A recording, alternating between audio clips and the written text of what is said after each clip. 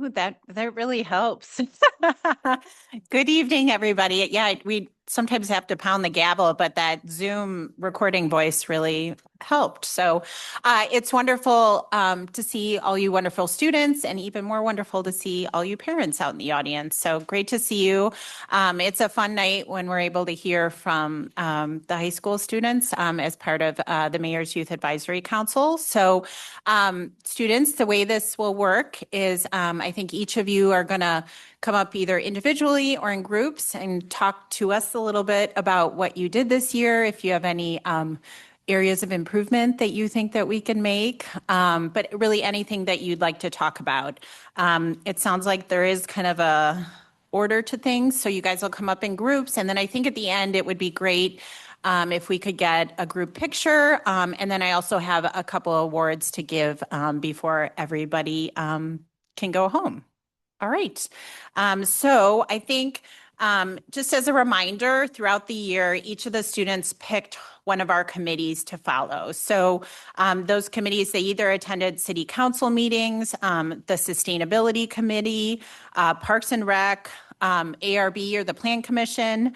And then we also had a student that followed our Clayton Community Foundation, which is the nonprofit arm of the city. And then lastly, oh, I already said ARB. So our ARB and Plan Commission. So each of the students will come up in groups, and we will hear from you. So the first one, the first group that I think is going to come up is our city council. So Cole Craig, Asher Sitzel, Luke Jeans, and Jack Lateman.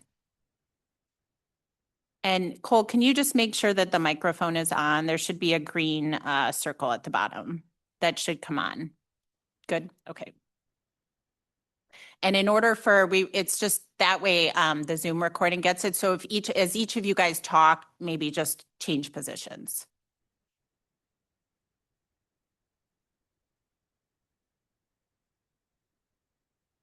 Oh, yeah. Perfect. Okay. You want me to be introduced? This, yeah. All right. Well, good evening. My name is Cole Craig, and I was part of the City Council Committee. Um, uh,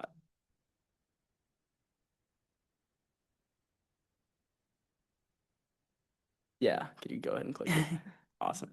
I'm a senior, and next year I will be studying political science at Grinnell College and competing in track and field and cross country.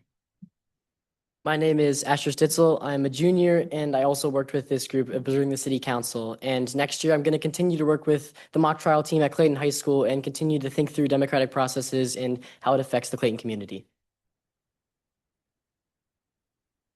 Hello, my name is Luke Jeans, and next year I will be continuing involvement in the community, including writing in my school's newspaper, which helps write about important issues in the community. Hello, my name is Jack Letman. I'm a junior at Clayton High School. Next year, I'm doing a revenue and growth internship at the Gatesworth, so I'm working on sales and marketing strategy. So I'm sure many of you are familiar with the committee that we followed, which is the City Council, which was formerly known as the Board of Aldermen, changed over the course of this year to be the City Council. It acts as the legislative body for Clayton, and it kind of governs the city ordinances and kind of talks about public policy and allows the space for public discussion about that policy and allows for people to really share their opinions and help connect with government in that way. And the members include the mayor and the board or the city council. The mayor is elected at large for a 3-year term, and there's 6 council members which are also elected for a 3-year term, but they're elected on a staggered basis from each of the city's 3 wards, which I'm sure all of you know much about.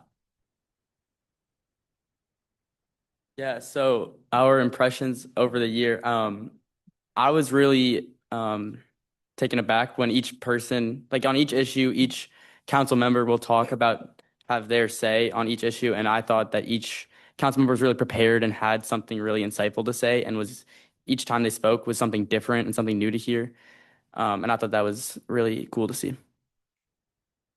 And the thing that really left the most of an impression on me throughout the year of observing the city council is really how close the government is, or the city council is, to the people of Clayton. Because you think about the Senate or the House of Representatives, or even like state governments, you don't feel as closely connected with them and that you can really change that public policy. But when I went to Board of Aldermen or city council meetings, what I really saw was that people of Clayton were coming and sharing their opinions on public policy. And it really felt like you had the ability to change that public policy and be able to go in and have open discussions and share your opinions, which I think led to real change. And it was really cool being able to see people directly interact with the government as opposed to kind of lobby to legislatures as they do in state or national governments.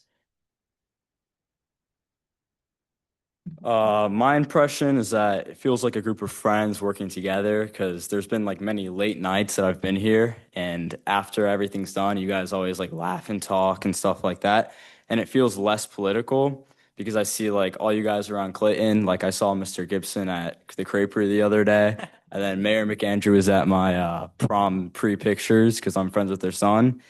And it's kind of great that like the people who are making decisions are just like they have kids that go to Clayton and you like see them here like in Clayton every single day. And then I like how each person's background is different. Like um I guess Mr. O'Keefe, like wait, maybe it was somebody who Yep. sat here.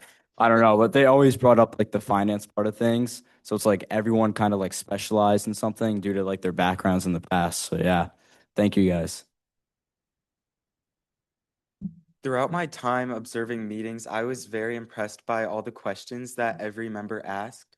It seemed like an issue wasn't done being talked about until every person asked a question about it and made sure that every issue was as secure as possible before actually creating the policy that went into Clayton. So I appreciated like the extra work and questions, even if it meant extra work for the city council members. Yeah. Our main recommendation is overall, I think we should try and make public participation easier. First of all, the speaker notes, it was new this year. Became required for each speaker to fill out a little slip of paper in order to speak, which I think is a good idea. And I know it makes it easier for the city clerk to do her filings. But I think it could also just work as if they come up, they can just like say their name and where they're from. And then it's just gets rid of an unnecessary barrier, in my opinion. And then second of all, the new timer was implemented. And I think that's a really good idea for the meetings that are going to be controversial and very popular. But I also think that on some occasions, on non-popular meetings, that they don't need to feel rushed or need a timer clicking in front of them. And then I think most importantly, we should increase participation in the community through advertisements and flyers. I often see maybe one or two people here each meeting, which I think is good, but I think we could get that increased if we kind of got the word out. I think everybody knows that they can come to these meetings and speak, but nobody really knows how or like really what to do. So I think if we posted things on, I don't know, Instagram or Nextdoor, especially Nextdoor, which I think would be a popular, the right demographic. We posted on Nextdoor about this. Would spread the word and increase participation, I think, at these meetings, which could be really important.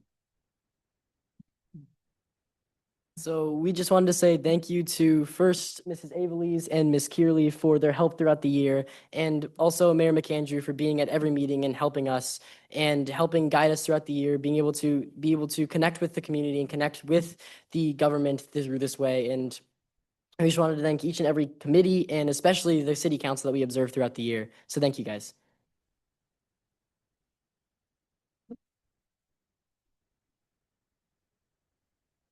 Thank you all so much. Great job. Next, we have Carly Selig and Harper Sweeney, who also followed the city council this year.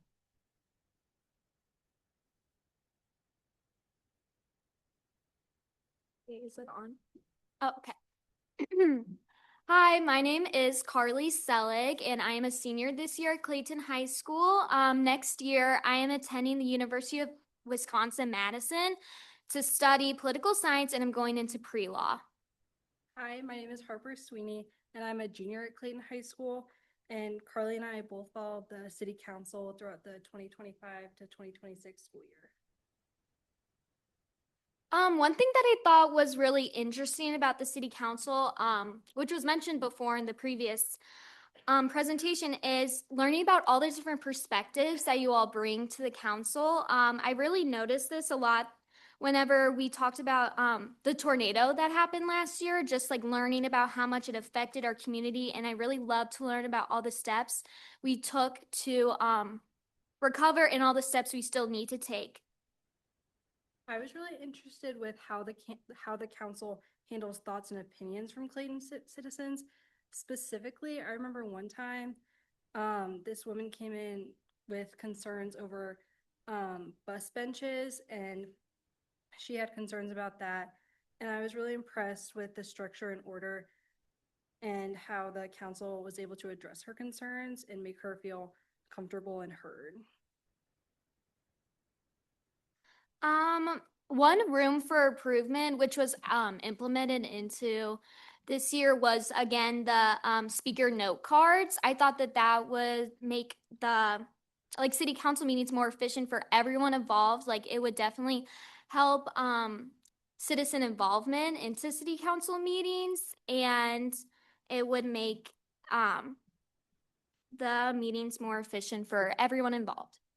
Yeah, and along with that, the speaker timer also just speeds things up so meetings don't have to go as late for not only you guys, but people who want to share what they have to say. And I think that because of the new implements, like the council, like it will only get better from here. And then we want to thank all of you guys and Mrs. Abeles and Miss Kearley for this opportunity, and we both feel like Yes, we've we learned a really lot. enjoyed it. Yeah. Thank you all so much.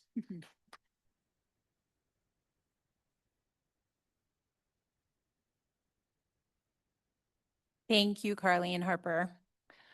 Next up, we have a group from the Sustainability Committee. So Lucinda Lloyd, Amelia Lewis, Jaren Hahn, and Tierney Sweeney.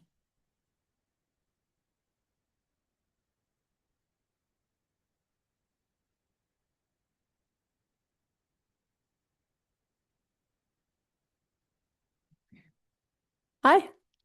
Hi. We're the Sustainability Advisory Board group, and you can click, yeah. So my name is Amelia Lewis. I'm a senior this year at the high school, and my plans for next year is attending Brown University to study international and public affairs and environmental sciences and studies. Hi, my name is Tierney Sweeney. I'm also a senior at the high school, and my plan for next year is to attend Mizzou to study business. Hi, my name's Lucinda Lloyd. I'm a junior, and next year I'll still be at Clayton High School. My name is Jaren. I'm a junior, and next year I will also still be at Clayton High School.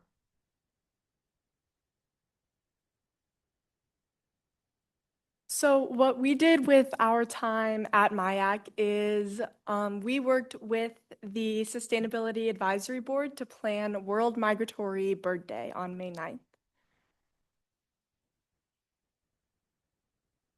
So this event took place last Saturday, or this most recent Saturday. We ended up having about 50 people attend. This was the flyer we had spread around. If you're a family member of a student at one of the elementary schools, or you attend the Clayton Center, it was posted there or probably in your email.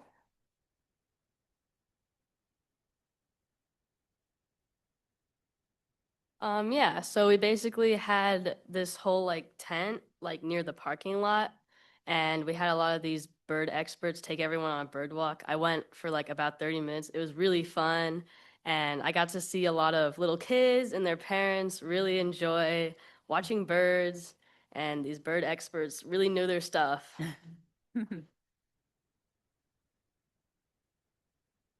Unfortunately, I was not able to be there on Saturday because I had my wisdom teeth out on Friday, but from what we had planned throughout the entire year was very well thought out, I thought, just because almost every meeting I know we would talk about our plan for May 9th, and then eventually the day came, and I know that everyone who was able to be there did such a great job hosting these like craft stands, and like Jerem was saying, the walks were all very great. Yeah, and we also wanted to spread the word. We had all these Explore magazines from Missouri Bird Conservatory, Audubon Society. And the reason we did all this stuff to spread all this information, host this day, is so we could help Clayton be designated as a bird city, much like Tree City. And Clayton's sort of a pilot for this, but this was something we took on from Ms. Grossman for the Sustainability Advisory Committee project, because this felt like something that would be a great group project for all of us. And it was a lot of fun to participate in planning. So with one of the requirements to become a bird city is to have an educational event around World Migratory Bird Day, which is why we had the walk on National World Migratory Bird Day. And by having this day, we spread awareness, especially to the little kids who are going to be up and coming members of Clayton. And it's very important that the community knows about Clayton's involvement with Bird City, but also Tree City and Dark Skies, because I found that many people didn't realize until they heard about an event such as this. So I kind of touched about this earlier, but we did get experts from Missouri River Bird Observatory to lead these really awesome walks. Again, they're really good. And oh yeah, we had a lot of arts and crafts. We had this like one like 3D looking paper bird. The kids love that one. They love coloring. And we also had like Explore magazines and Missouri Conservation magazines that were free. They could take it. And then we also added had like the little envelope that they could sign up for it. If they're a Missouri resident, they just get them for free. So that's how. Oh yeah. And so we want to thank you all. What I took away mostly was just like how well structured everything in the committee was. I was so engaged in every single meeting because the way we talked about things, the agenda for the day was always so planned out ahead of time that I felt like I knew what I was talking about or listening to in the next meeting at a time, because we'd already talked about everything, and it felt like I was informed, and it was fun to listen to everything. It flowed so nice. I think my biggest takeaway is similar to Lucinda's, but this, I guess, would also be my suggestion, is that there's so much going on in Clayton about sustainability specifically that I think is unique to our city and that doesn't take place other places that I was unaware about. And things like Green Dining Alliance and turning off the tall building lights during May, which is one of the key migratory bird months, is something that if the companies working and operating out of Clayton know community members are caring about, they'll be more inclined to participate or follow along. So I think that just getting the word out person to person here and letting everybody know what Clayton does and telling the businesses that we care about it is very important. So my biggest takeaway from the sustainability committee is, again, Lucinda said like how organized they are, because they still have like plans for last year's tornado damage, and it's been a long time. So I was really surprised that they were able to keep everything organized, and they're very committed because these projects are super long, and I thought that was really cool. My biggest takeaway from each of the meetings were just how interesting they all were, and they were all, although we covered a lot of similar topics from meeting to meeting, I felt that it was really great to hear so many different perspectives, just because I feel like at most of the meetings there were new people each time giving different presentations on totally different things, whether that be like trees that could be planted or migratory birds. I felt like it was really amazing to learn so many different things that I don't think I would have ever learned if it hadn't been for this. So my recommendation would be more towards just, I guess, topics to look into. Especially, I guess today I would look into more like data center energy use and how that'll be like a factor in the future for Clayton. Clayton wouldn't be a location for a data center, but nearby cities, the St. Louis County, like how that'll affect energy and water for the city and how to sustain in that data center era.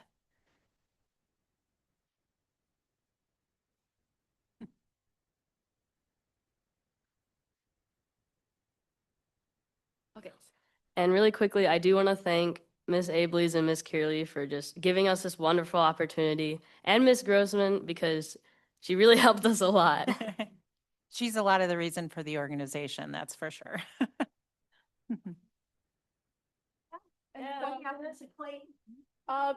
Clayton became a bird city.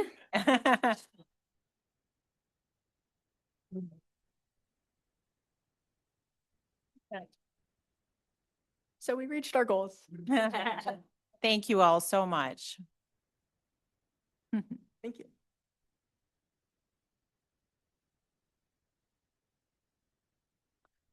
All right, our next couple groups followed the Parks and Recs Commission. So the first group will be Charlotte Whitney and Lydia Lee.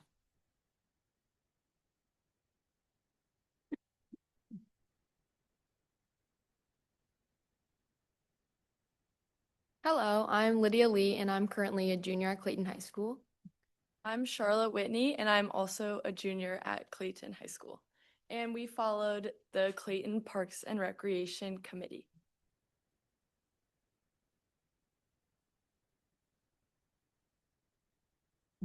Okay.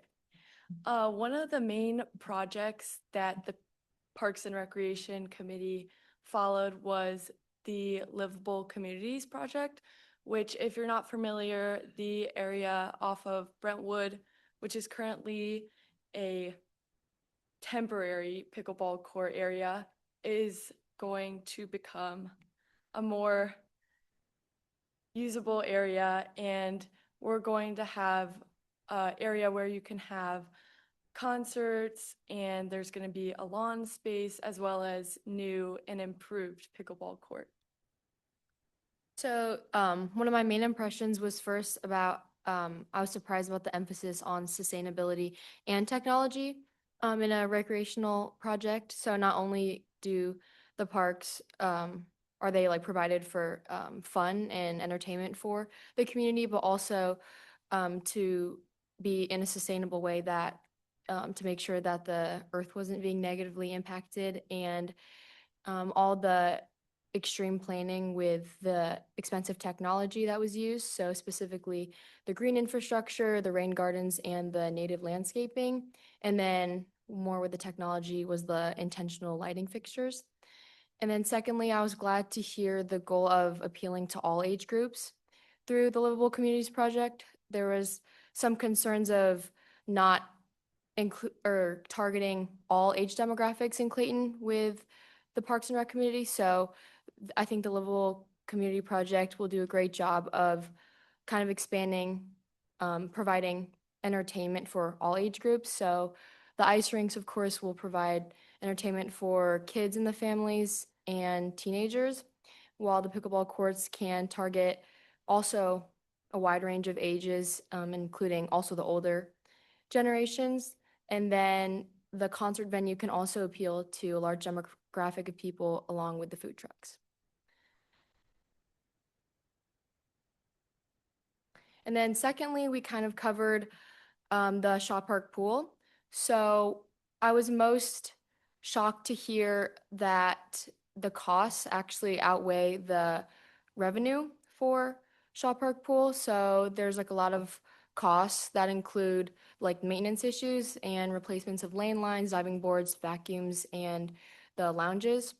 And we learned that the early season weather is a big predictor of what the sales will look like for that year. So last year, of course, the tornado affected the sales of the season passes along with colder weather during the beginning of summer. So that kind of made the sales drop a lot for the entire season. And then specifically, they haven't profited in the past 3 years. So in last year, the revenue was about $330,000, but the costs were about $550,000, meaning that the net profit was about $200,000. And I just thought this was really surprising because I always remember going to Shaw Park Pool like as a kid, like with Charlotte too, and it always seemed pretty busy there. And when I think of like Clayton Parks, like I think of Shaw Park Pool, and so I was kind of surprised to hear that they actually make a negative profit to exist. So yeah. So some recommendations we have for the Parks and Rec Committee are mainly centered around the Livable Community Project and making sure this space is being used all year round. Having community-focused events and different activities that will bring residents together. So we were thinking having monthly parties for the community where different residents can get to know each other, and as well as wellness events or yoga. I know myself, I really enjoy being active, and my family and I like to go to yoga classes together. So just different events that will appeal. And then also small markets, sort of like a farmer's market maybe, with baked goods or produce, and then also having activities for younger kids who are probably going along to those with their families. And then also we were thinking being able to rent or reserve the pickleball courts could be very beneficial to keeping a schedule and just having groups all be able to use it, because sometimes me and my friends will go up there and there'll be one big group who's taking up all the courts. So making sure there's equitable playing time for everyone. And then we'd like to thank Mrs. Abelies, Mrs. Kearley, and Mayor McAndrew for all this.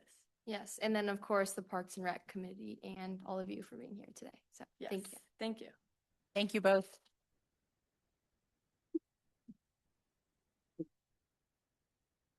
Our next group also followed the Parks and Rec Commission. So Matthew Nguyen, Augustia Dewan, Martine Sabah, and Samano Tumaluru.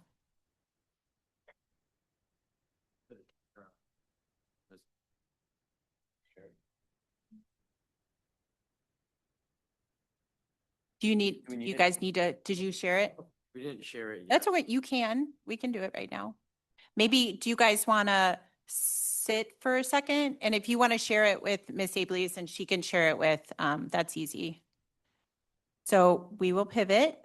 And why don't we have Claire Linenbrigger? So she followed the Clayton Community Foundation, which is the nonprofit arm. They help us raise money to do projects around the city that are harder for us to do from a financial standpoint. So CCF's a great nonprofit arm of the city. Hi, my name is Claire Linenbringer. I'm a junior this year, and I was the only MIAC student following the Clayton Community Foundation this year.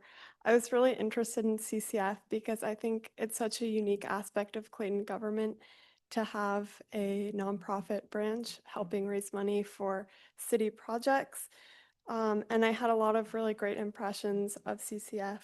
One thing that I noticed was that everybody comes to CCF with lots of ideas and really meticulous plans about how to do things. I was lucky enough to sit in a meeting where we discussed a detailed financial plan, which I thought was really excellent and definitely necessary for the CCF to have.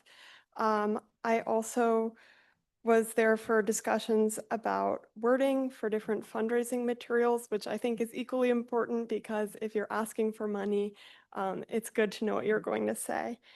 I think I also noticed that everybody who shows up to CCF is really committed to what they do, and it can be difficult work asking for money, but everybody knows that it's for a really good cause. So I thought that was really good as well. This year I attended quarterly board meetings for the CCF.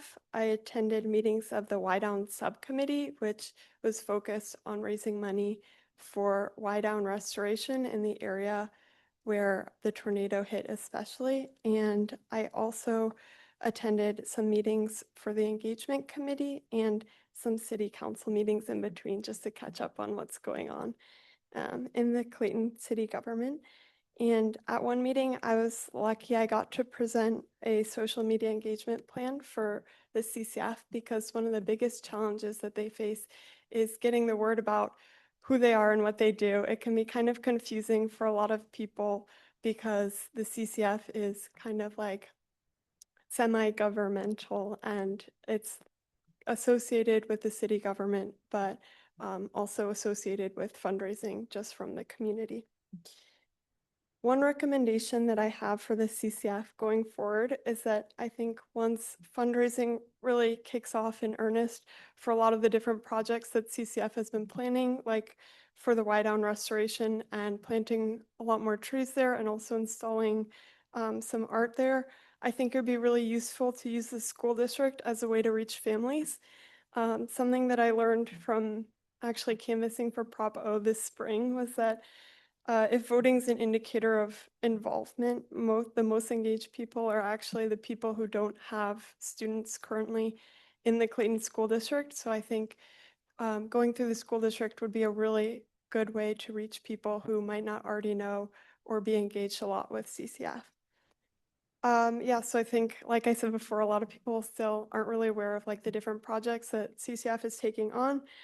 And so I think distribution of materials or community outreach to schools could really boost recognition and engagement in a group that might not be as knowledgeable about CCF. I think outreach and material distributions could look like a lot of things, including information about projects in newsletters to parents, which could be even like hyper local or specific to the neighborhoods that elementary schools are in.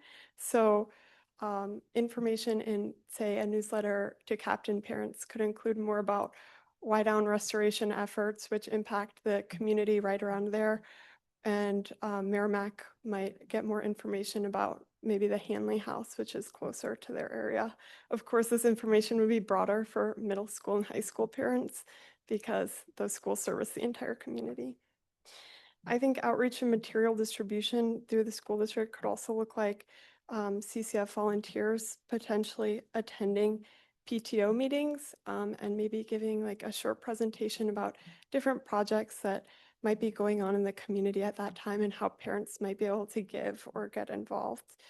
And some of these projects, for anybody who doesn't know, the CCF is working on Wydown restoration, so planting more trees where the tornado like really hit that section of Wydown near Wydown Middle School and also close to Skinker, and also citywide tree plantings to help restore some of the growth that was lost from the tornado last year, and the ongoing project of Hanley House restorations. There's just so much to do there. So yeah, I had a really good time observing CCF this year. I have a lot of ideas, and thank you so much to the City Council and Mayor McAndrew and Mrs. Ebelis and Ms. Curley for this opportunity. Thank you, Claire.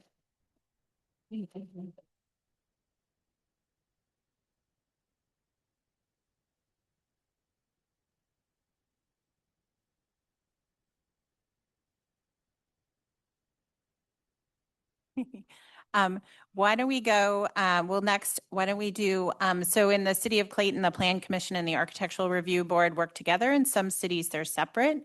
But Danielle Angelides is going to talk to us about her experience with the Plan Commission and ARB.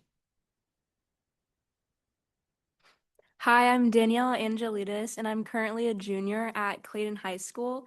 And over the past year, I've followed the Plan Committee and Architectural Review.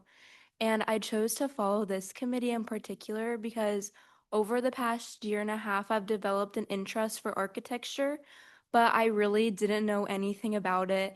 Going into the Plan Committee, I just thought that an architect, they buy a piece of land, they design a structure, and then they just find some way to execute it. And I just really discovered that it's way more than that.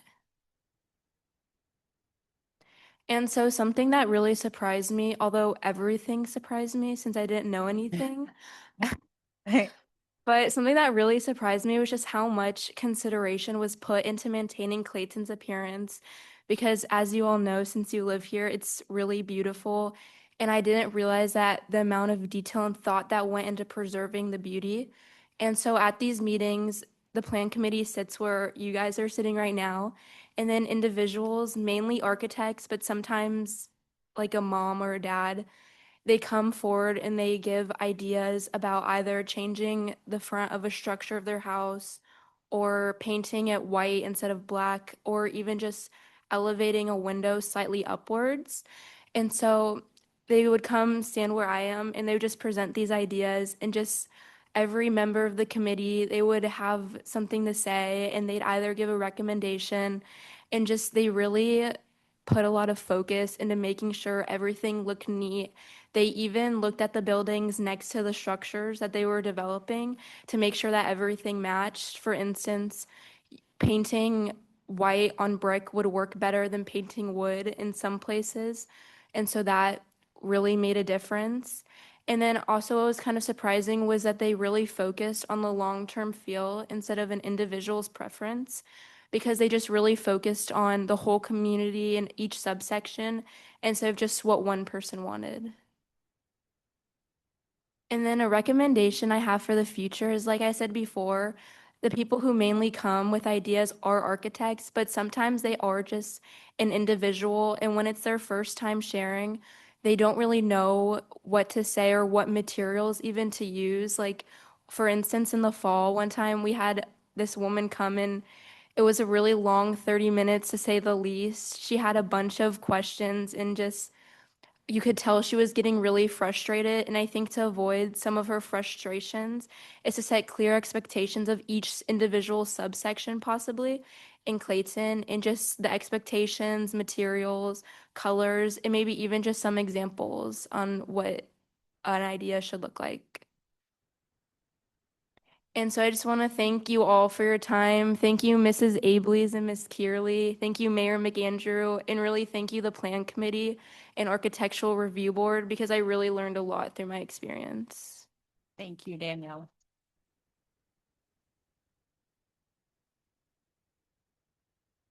And then our other group from the Planning Commission ARB is Sam Ableys, Gabriel Tulsky, and Nicholas Perrin.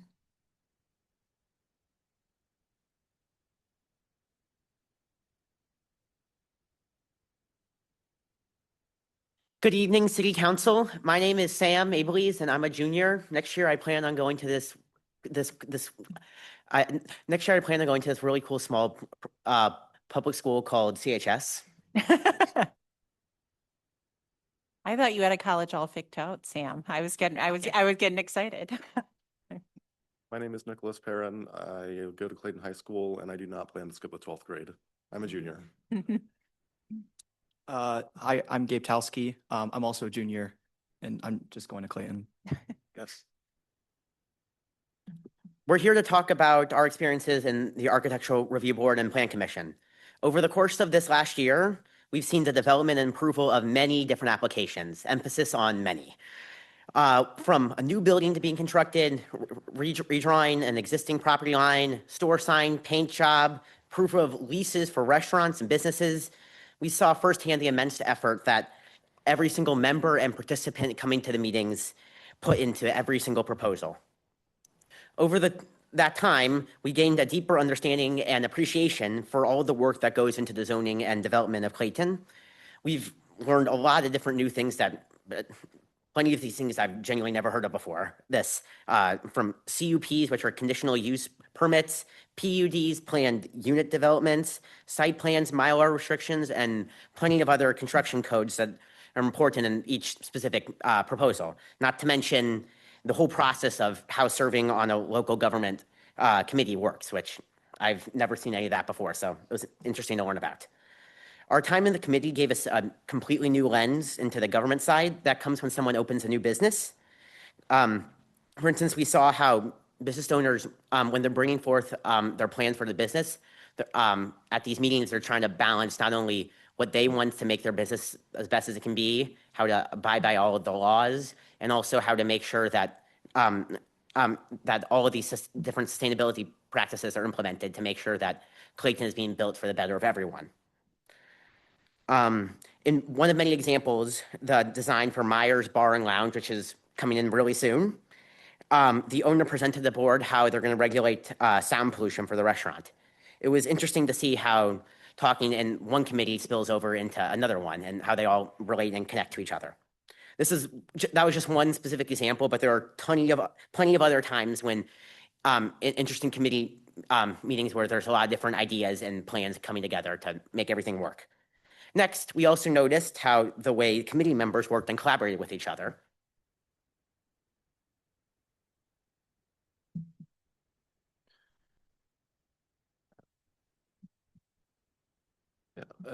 As Sam was saying, initially we were very surprised how much effort and care members on the board have in their work. Board members spend numerous hours reviewing the site in person before even discussing the plans in the meetings. Certain proposals could lead to members looking at site plans from numerous angles and perspectives to understand in completion the proposal brought forth. In addition, behind the scenes, staff is constantly working to bring the necessary information to the board so the board can make an informed decision about the plan presented. One thing we really loved about the board was how much cooperation there is between members. Like I remember in one board meeting I went to, there was like everyone was talking amongst each other. People tried including like everyone possible, asking the audience, the other members, before going to the final vote of aye. Also, I don't know how you distinguish between ayes and nays in the final say. Everyone's speaking at the same time. But anyway, the board made up of designers and architects from various backgrounds are constantly discussing the plan in order to better it. Having different backgrounds allows for various members on the board to take more lead in the discussion depending on what the proposal is.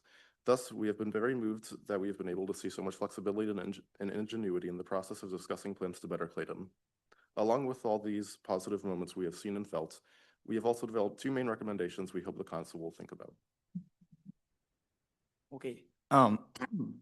So for our recommendations, one of them's a note and one of them's more like a fear. Our main note, sort of what Danielle was saying earlier, is the frustration. We've seen a lot of like architects coming in. There's some obviously who are more experienced, who have been before boards again and again and again. Specifically for Myler's Lounge, the owner knew a lot about what they're saying. In addition to, I think what you're talking about tonight, Gigi's Cafe. The architect coming and the owner coming forward was very cooperative and flexible with sort of the board's mentions. However, they're more often than not, a lot of the architects coming in, like you could see, we're obviously getting flustered. And obviously, we're not expecting some comments proposed by the board. Specifically, the main thing is like sustainability comments or like exchanging vinyl for another substance. And I sort of felt these architects didn't have the awareness initially coming in, like what the board was really expecting. And I was really hopeful that we could present architects with more of a clear vision of what we were looking for before coming to the board. That's just a note that I had, but the biggest one was a fear I noticed personally had when Mr. Brennan asked staff, do we have any laws in place to prevent specific individuals from coming in and buying up numerous plots? This was in reference, I think, a couple months ago to just, I think, north of the library, where a property owner had bought 2 plots adjacent and was building property connecting the two. There were about 2 plots next to it. And the fear was an individual coming in and buying these plots, and we would decrease property value, growth potential. And so that's sort of the fear that Clayton is such a small community already, that if we're removing individual plots or an opportunity for families to come in and really experience what Clayton has to offer, then it's kind of a negative if someone comes in and does that. And so we really have nothing we can possibly do about that. I don't know if there's any legal solutions to that problem. I don't think there is, but that's just a fear I had. But in total, we feel very thankful for being able to come here to the Architecture Review Board. And we thank the Architecture Review Board for allowing us to come speak. In addition, of course, to Ms. Ableys, Ms. Kearley, and Mayor McAndrew for guiding us through our time at MIAC. So thank you again for allowing us to speak, and hope you have a great evening. Thank you.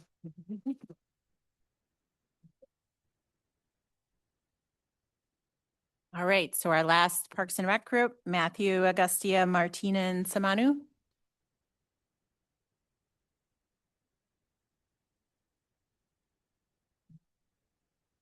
Maybe we can put a roller coaster in Shell Park. Yeah.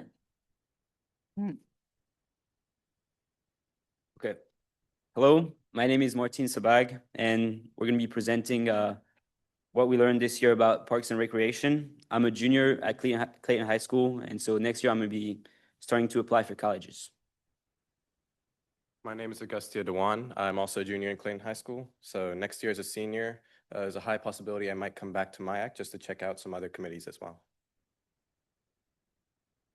My name is Samanyu Tumaluru, and I am a junior at Clayton High School. And my name is Matthew Nguyen. I'm also a junior here at Clayton High School, and I continue to plan to be a student at Clayton High School for next year. So This is just a picture of all of us. So at the beginning of the year, when we were asked what committee we wanted to follow, we all three of us are part of the tennis team, and he just runs. So we are all very involved in we used the parks and the recreation centers a lot. So it kind of makes sense, and it was interesting to follow the committee this year. For how we interpreted our Committee of Parks and Recreation, it came down to three main goals. One, how the committee plans community activities. Two, promote public interest in parks and wellness programs. And three, work in local agencies to support the quality of life. Some topics that we would like to go over today involve art, the preservation of the Hanley House, events, and sports. First, let's talk about arts. As seen on the screen, first one that I would like to discuss is the Three Shepherds. We discussed this at our very first meeting with the Parks and Recreation Committee, and there are three 4 feet tall sculptures by the sculptor Arpad Shomoji of Hungary, and they were transported here to Clayton, and they can be found at Anderson Park. Additionally, there's the enhancements to the memorial bench pad in Shaw Park to honor Robert H. Chapman, which is the late chairman of the board of Barry Wellmiller. And on the left hand, you can see it right there. Okay, now let's talk about the preservation of the Hanley House.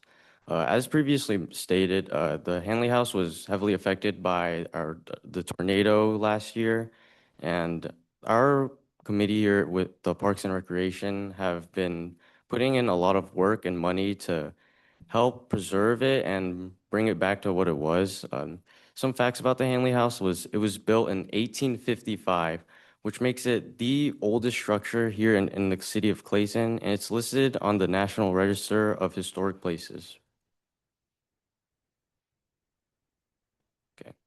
Now, some events that we would like to talk about is one, the St. Louis Art Fair, where talented artists from all over the country get to showcase their work for our city. This is a great place because it is one of the biggest events here at Clayton, and a lot of things go down here, such as performances, and these talented artists also get to sell their work to our place, and honestly makes Clayton look like a really great city. The next one I would like to talk about is the musical nights at Oak Knoll Park.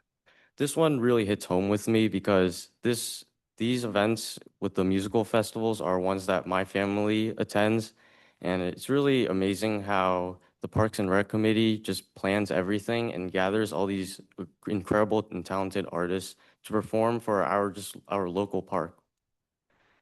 Overall, not only did the Parks and Rec Committee allow me to enjoy these events, but also gave me the opportunity to witness the greatness of what goes down behind the scenes. Now, I'll let my colleague Samanyu here talk about sports. So, as a member of the high school tennis team, it was really cool seeing the different improvements that were being made to the tennis courts and also the pickleball courts. Obviously, there's big plans to renovate the pickleball courts and may have better quality to it, which could bring maybe some more competitive pickleball to Clayton. I also thought what was cool is that the Parks and Rec Committee really cared about not just the people that go there, but also the animals. And so it was cool seeing how the tennis courts are getting new lights that are more bird friendly. It was also interesting seeing the aquatic center. When I was young, I used to go there to swim in the summer. So I liked how they were adding improvements to the facilities, such as maybe new diving boards or dive tank. And what I thought was cool that I got to see for all the facilities was the end of season reports, since usually as a citizen, you never really get to see the behind the scenes with the money. So it was cool seeing the revenue and also the expenses. And finally, when I was young, I used to play in the sports leagues. So it was cool seeing how the committee, set up the sports leagues and also ran them. And I also liked how any concerns any of the parents had, they made sure to address them at the meetings and also to make a safer environment for the kids that are actually playing there so they can have a fun time. At the beginning of this meeting, Mayor McAndrew, you had phrased it as room for improvement or areas of improvement we could like apply in our own respective committees. I personally think that the Parks and Rec Committee is doing a ton already, and areas for improvement obviously can come in any governmental state, but I really think the Parks and Rec Committee is doing a ton, especially for Clayton, being known for all of its parks and things such as Shaw Park. And so I would say that these are more of recommendations, stuff that if the Parks and Rec Committee has more time, more efforts they'd like to put towards new things, these are some recommendations we could have. So the first one of three that I want to bring up is the dog park. I do know that the dog park is somewhat close to Shaw Park and everything, but sometimes as a dog owner myself, we always look for like opportunities to take out our dog, different places he can explore more of the world. And so I think one big thing that we could incorporate into the dog park as well is having similar events such as my friend Matthew talked about. So having events in which more and more people's dogs or more and more people will be more inclined to actually bring their pets or any animals they would like to bring to any sort of fun activities that the animals would like to have fun in. The second thing I'd like to talk about is a public announcement about littering. And so walking around in Shaw Park, as well as playing in the tennis courts, you'll commonly see that sometimes there's litter all across. And of course, everyone knows the consensus of generally you shouldn't litter. However, having a public service announcement, actually saying this in writing or in a language form would be, I think, extremely beneficial, as it does just help to spread more awareness. The third thing I would like to do would tie into the Livable Community Project that the previous Parks and Rec people talked about. And so adding on to the Livable Community Project, something I think would be interesting is that I've seen throughout many parks, but not exactly Shaw Park, is that there's tons of board games lied around. And so with the Livable Community Project, having the building contain board sets such as Jenga, Connect Four, and all of the such, having tables with like these board games actually supposed to be played at, I think would help to also bring in the community just a bit more in case we ever actually need it. So, yeah. So finally, we would like to thank Mayor McAndrew, Ms. Kearley, and Ms. Abeles, as well as the whole Parks and Recreation Committee for letting us have this amazing opportunity. Thank you. Thank you.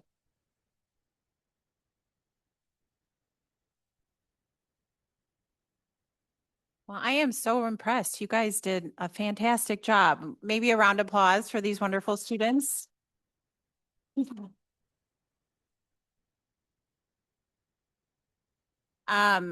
I will just say I really enjoyed, this was my first year doing it with all of you, and I thoroughly enjoyed. I think what made it special too is I've known a lot of you since you were really little.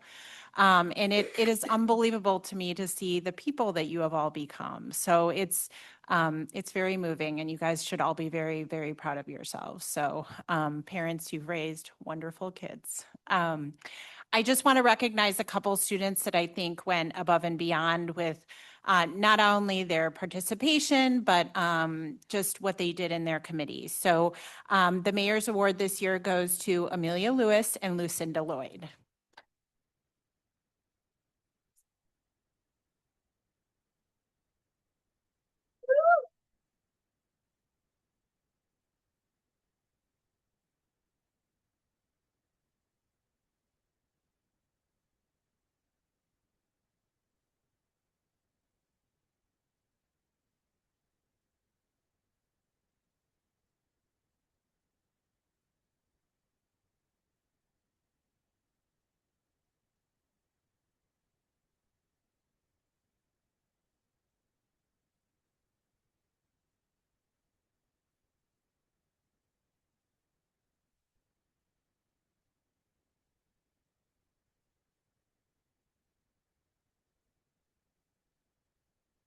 I'd also like to thank our staff comes to, so members of city staff present at all the different meetings. So I just want to take the opportunity to thank different members of our staff. Matt Malik, he's our Public Works Director.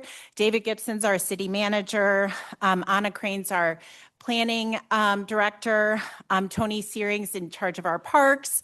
I'd also like to thank our police and fire departments because the students also tour those places as well. But thank you to our staff who, gives great presentations, and hopefully you all learned a little something on each of those nights. But I really appreciate their time. And then I would also I could not do this obviously without Jenny Ablees and Darcy Curley. So if you guys could come up and get your flowers.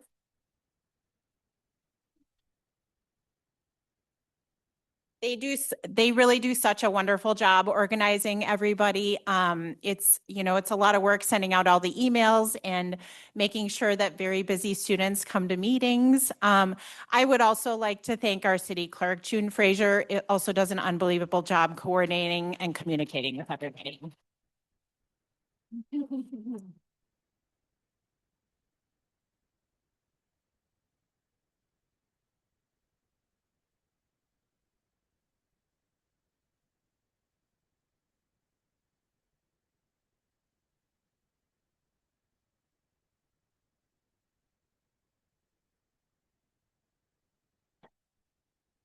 Good job, Jim.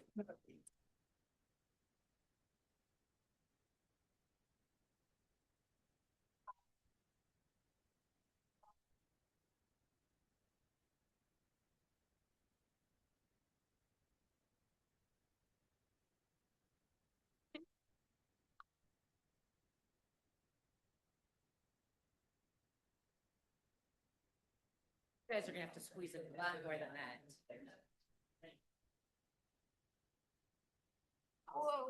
I know it's got wheels. I was trying to. I got you. Thank you. I tried to pull it. Good here.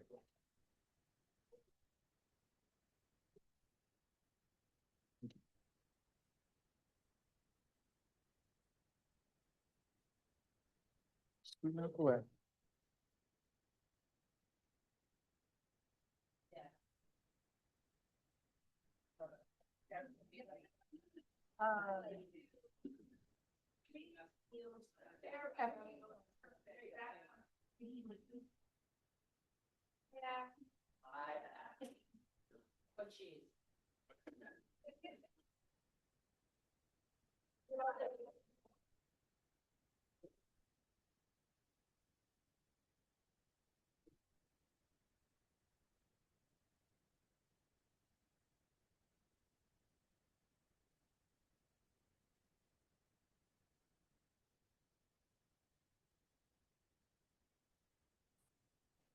They're also. Good job, Mark. Excellent. Yeah, right.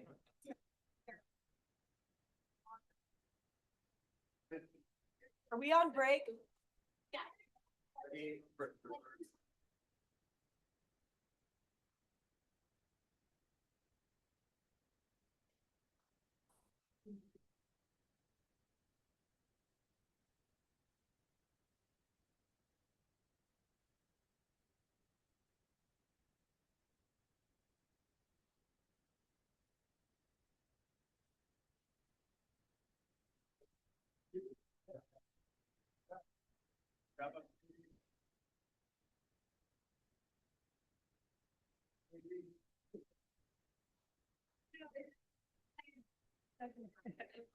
I guess they know. They did. Didn't they do a nice job? Thank you. Thanks so much. Great job.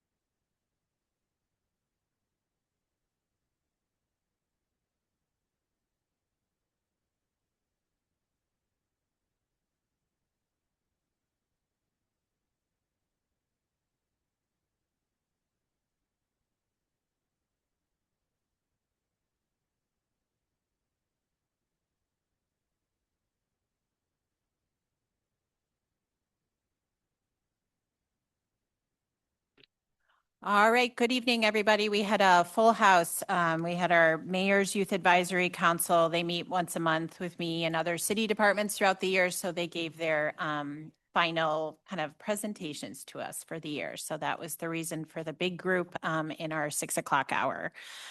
So we will call our May 12th meeting to order if the city clerk could call the roll. Councilmember Buse. Here. Councilmember Patel. Here. Councilmember Fader. Here. Councilmember York. Here. Councilmember Waldman. Here. Councilmember Malin Smith. Here. Mayor McAndrew. Here. City Manager Gibson. Here. City Attorney O'Keefe. Here. Thank you.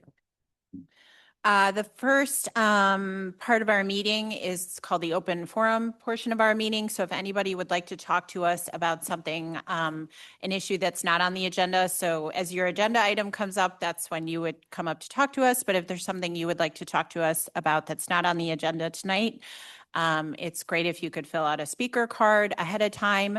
And then you do have a 3-minute limit on your time for speaking. It looks like Natalie Dowd.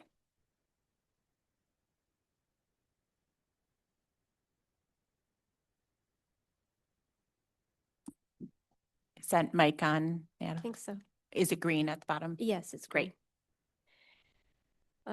My name is Natalie Dowd and I live in Ward 2. Clayton's Flock AI cameras record license plate numbers and other details about every single car that passes into their view, make, model, color, and any decals or bumper stickers. These are details that AI can then read and use to categorize drivers by their religion, political leaning, gender, and sexuality. All of this is recorded for every car every time it passes a Flock camera, which also provides the system with timestamp data that can determine the driver's schedule and habits. In the past 2 council meetings, I established how Immigration and Customs Enforcement can gain access to our information through Clayton's Flock cameras. ICE has had over 4,400 federal court judgments against them since October of last year. They abduct with violence, separate families, cage people over paperwork, and deport people into dangerous situations, sometimes to countries they have never even visited. ICE regularly violates due process and denies people basic human rights. Having Flock cameras in our community contributes to ICE's information network and aids in their cruelty. If we cancel our Flock contract, then we are reducing the size of their network and weakening their ability to continue with unjust and inhumane treatment of human beings. At least 5 people have been detained by ICE right here in Clayton since 2025. I was going to call ICE's cruelty unspeakable, but truly their violence and unlawful behaviors are well known. I ask that we, the City of Clayton, cancel our Flock contract and remove ourselves from this network.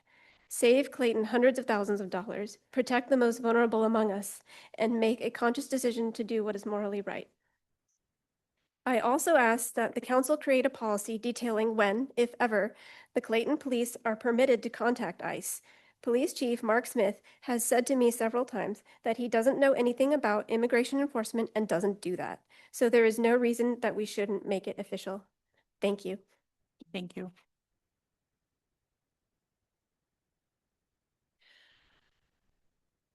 The next, really the first item on our agenda is a public hearing for new outdoor dining ordinance. I will open the public hearing and request proof of publication. Yes, Mayor, this is a public hearing for an ordinance amending Chapter 405. During the Clayton Tomorrow 2040 comprehensive planning process, the community provided feedback pairing continued support for outdoor dining with heightened enforcement. Especially in commercial nodes with multiple restaurants and high foot traffic, balancing the competing interests of diners and pedestrians requires consistently applied rules for private use of the public right-of-way. In response, staff drafted revisions to the outdoor dining permit program with the aim to increase compliance without raising the administrative burden. The proposed changes include reducing focus on outdoor dining on private property, streamlining the permit duration, and holding an initial inspection to verify conditions on the ground. Taken together, we believe these revisions should lead to a more predictable system with expectations communicated up front, moving away from reactive complaint-based enforcement. They would also reduce the possibility for miscommunication between back-of-house staff who may have applied for the permit and the front-of-house workers who implement it. No changes are proposed to regulations for outdoor dining temporary tents, and the text amendment was presented to the Planning Commission on April 20th of this year and unanimously recommended to the City Council for approval. Staff recommends that the City Council approve the proposed ordinance amending Chapter 405 to address the management of outdoor dining. And this evening, we do have Hobie Kropp with our Planning and Development Services Department, as well as our Director, Anna Crane, to answer any questions you may have. Thank you. I'll open the discussion. Are there any questions or comments from any member of the council? Yeah, I have one question on it. I noticed as reading through the criteria, and first of all, this is great, following up on livable communities and what our community has said, respecting ADA and pedestrian and bicycle routes and all of that. This is really great work. One question I had is, it's on page 7 where you start talking about the materials for outdoor furniture. I did not know that. I've always heard we don't allow plastic furniture. This is allowing the resin furniture. And my understanding is there's a big difference in the types, and the heavier, more quality is I hope what we're going for when it says no white resin. I don't know if that's just a color thing. there's a qualification, I think it's HDPE, and it's that durable, heavy, eco-friendly type of material. And if we're allowing resin furniture, I hope if we can have that requirement that it is that heavier, eco-friendly materials. But again, I don't know what they're saying no white resin means, or if we're already catching that. Planning staff may have more information on it, but my understanding is the resin is essentially talking about that plastic furniture, and that we do allow it. We just don't allow it in white. Now, we haven't gone as far as to distinguish the type of resin or plastic that might be utilized. Is that right? It's more of a color thing than it is? Yes, and I would say that metal is the overwhelmingly, most places that have outdoor dining have metal furniture, and there's a handful that have resin, but you could probably count them on one hand. And if we made a change to not allow resin, I guess we would enforce that change when they renew next year. Okay, I would suggest that we either require it to be that heavier molded resin that won't be moved as easily and isn't as similar to plastic. And again, with my little bit of knowledge, I think it's the HDPE qualification resin, which is longer lasting, all those things, the quality, or else Sure. that we limit the use of resin. I'd like to hear what other people. Hobie, do you know, you said there was just a handful that had that? There's just a handful that I'm aware of, yes. Okay. But there are obviously restaurants, I guess, around town that have like essentially plastic. Yes. Outdoor More of the furniture. heavy duty plastic. Okay, okay. I would just, I mean, I don't really know how much, I worry, the only thing that, and Susan, I totally appreciate your comments and the idea that, I mean, because I do think I guess that some of the plastic that we do have out there seems heavier. It seems like nicer stuff. I would just only question it just seems like a lot of restaurants are struggling financially. I just don't want to create more of a financial burden. And I would only say if we impose this, they'd have to throw out what they have rather than reuse it. So I don't know. I mean, that's just my initial thought. Yeah, and I would like to hear what the council says, but if we want those quality outdoor pieces, and we don't want them breaking, we don't want them being moved too easily or blowing in the wind. It's like a polywood or something that, some of us may have in different things. It's just that heavier plastic that is more durable. It is more eco-friendly. It looks better and it lasts longer. So over the course of time, it's probably a better investment, although I do understand what you're saying. But I don't know that we really need plastic chairs, especially if we're trying to maintain our sidewalks and everything else. Can I ask you, Susan, just because I'm having trouble drawing to mind any examples, if there are any examples where you've seen this that would help me understand the potential issue? It's the weight. It's a lot of it is the weight and the durability of the No, furniture. but I mean, I'm not. In Clayton, Yeah, I don't know if I you don't was- want I to, was- is there a current business where you see this happening in Clayton, or you're just foreseeing that it could happen? oh, I was surprised that we're allowing the plastic chairs. I haven't really paid attention, maybe, and maybe Okay. that kind of defeats my argument. But that was all no, so I don't have anywhere in particular. But if we're going to allow plastic outdoor furniture for dining, particularly, I would hope that it would be durable enough to stay where it's supposed to stay and look good for the restaurant. No, I don't want to say we shouldn't be proactive even if we don't have the issue today. So I wouldn't suggest that. I was just wondering No, if there I was anything else? Yeah. My question, one of the things that I remember we talked about, the idea that even when the furniture is metal, it moves because it's furniture outdoors. And so we have a number of places, especially, I mean, I'm, on Demond, where the seating migrates and definitely infringes upon the PAR or pedestrian access route. And so, we talked about like how we'll try to manage this, and I know we've suggested that people may create like an actual physical separation, which helps define the space and hold it in place.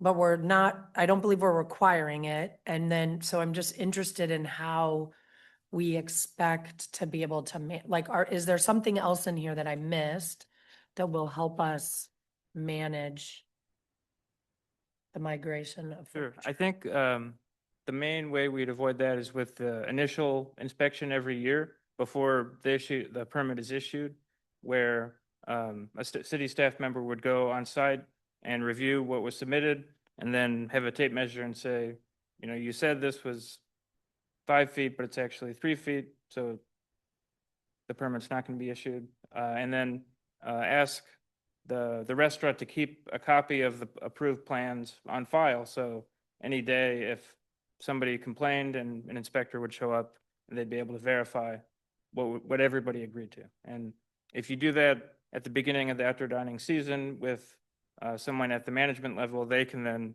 communicate to their employees and diners what the expectations are. Okay. And on an ongoing enforcement basis, we do have our Public Works employee that's deployed to the business areas now. And so this is on his list of things to look for. And so as he's And going he's around not and only downtown, he hits Demond and That's correct. down Hanley and stuff that's too. correct. Yes. So all of these areas where we might see outdoor dining, Okay. he is going through there, daily. So he's taking a look at those fixtures to make sure that there's enough clearance. And are we actually expanding the required width of the par? Or was that not codified before? Can you? So the current rules are a bit confusing that they mention 3 feet as the bare minimum, but then say where possible 4 feet. So we removed the kind of conflicting numbers and went with the current standard, which is 5 feet. Okay, great. And so it is possible that like the way Caldi's, just to pick on them, has their furniture at Demond and Northwood would need to be rearranged in order to actually provide 5 feet of access that does not include tree grates. Right. Great, awesome. Thank you. Mr. Fader? Well, I'm all in favor of this. I do have a couple of questions. One's a little bit of blast from the past. It seemed to me, maybe David remembers this, but we had something, I think we called them parklets or something in the street that actually provided in the street additional space. And I'm trying to remember why those went away. I realize that's not necessarily. Sasha's has one. Do I still have one? Okay. That's the only one. Just wondered, it seemed like that worked pretty well, particularly where there was narrow space in downtown, that would actually be a way to have 3 or 4 spaces. Admittedly, it killed a couple of parking spaces, but just wondering, is that still in the program, or are we sort of given up on Still it? there and available. Sasha's is the only one that currently uses it. The city's parklet that we used to loan out to businesses at this point is it fell apart. It was 10 or 12 years old. Had been deployed and redeployed multiple times. So that's no longer available, but Sasha's is the only example of a restaurant currently using it. I think one of the things we heard at the time where those started to go away were staffing concerns more than anything else with the restaurants. Was trying to have enough servers to actually service the inside of the building and outside, because that outdoor seating is what replaced the indoor seating during the pandemic. So we just haven't seen those return. And my only concern, and again, I'd love to see more of this, is just from the city's staffing standpoint. It does talk about the fact that the permittee, the restaurant owner, is going to be responsible for making sure these outdoor areas are kept neat and clean. We all know historically we've had issues in downtown about generally the upkeep of commercial establishments, even without outdoor dining, just trash cans, other things. I think we've staffed up now. I guess it's directed to David to try to have someone who's regularly checking these things. But I just want to make sure that as we increase these types of uses, that we feel like if the owner doesn't take care of the space in an orderly manner, that we have the staffing to constantly make sure these areas are being kept neat and clean. Yeah, that's exactly what that position is for. So Okay. it is on his list, his checklist of things to look for every day. And if we have repeat issues, then that's something that will be referred over to the planning department and we can enforce it from there. And that again is a person who's not only downtown, but also in the Des Moines area or Down and Hanley, wherever we have That's correct. these kinds of establishments. Other than that, I think it's a great idea. Hope we do more of it.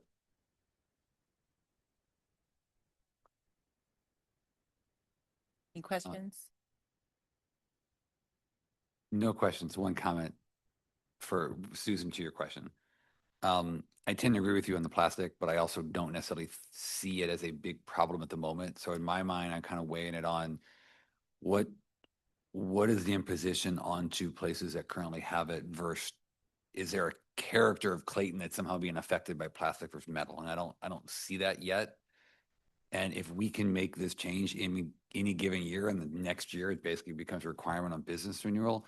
I'd rather wait and just see if it becomes a challenge for us from a character standpoint and then deal with it then. It may be more costly overall for the businesses, but I think it's a weighing it right now. I think we can probably wait. That would be my 2 cents to your question. Okay, yeah, and I don't know enough of how to qualify it all I know is that it's a heavier resin.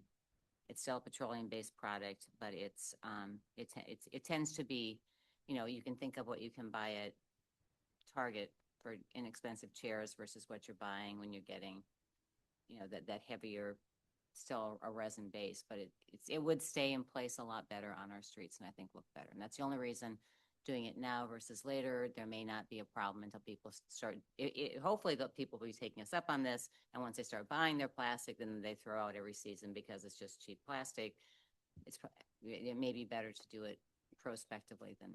And to be honest, when I read resin, I was assuming those sorts of heavy duty chairs as opposed to the traditional, like, let's call it Target plastic chairs. To me, resin and plastic are two different things, but doesn't sound like that was necessarily the intent. Right. Right. I was hoping that by banning the white, we were banning that, but I think resin is generally a little heavier than plastic, but it's the high density resin that is what you'd imagine as that molded, actually molded. Oh, I know Polywood. When you mentioned Polywood, I know exactly what you're talking about. Yeah, Hollywood. Yep. I just had a quick question about the outdoor, like the separation, and it's saying it needs to be, a right of way could be a minimum of 30 inches tall pedestrian barrier. Is there a maximum that we want to kind of add to that? Or is that listed in a different area? I didn't think we included a maximum. I guess I just worry about, because you're in it, it was talking about, possibly like knocking over from wind or whatever.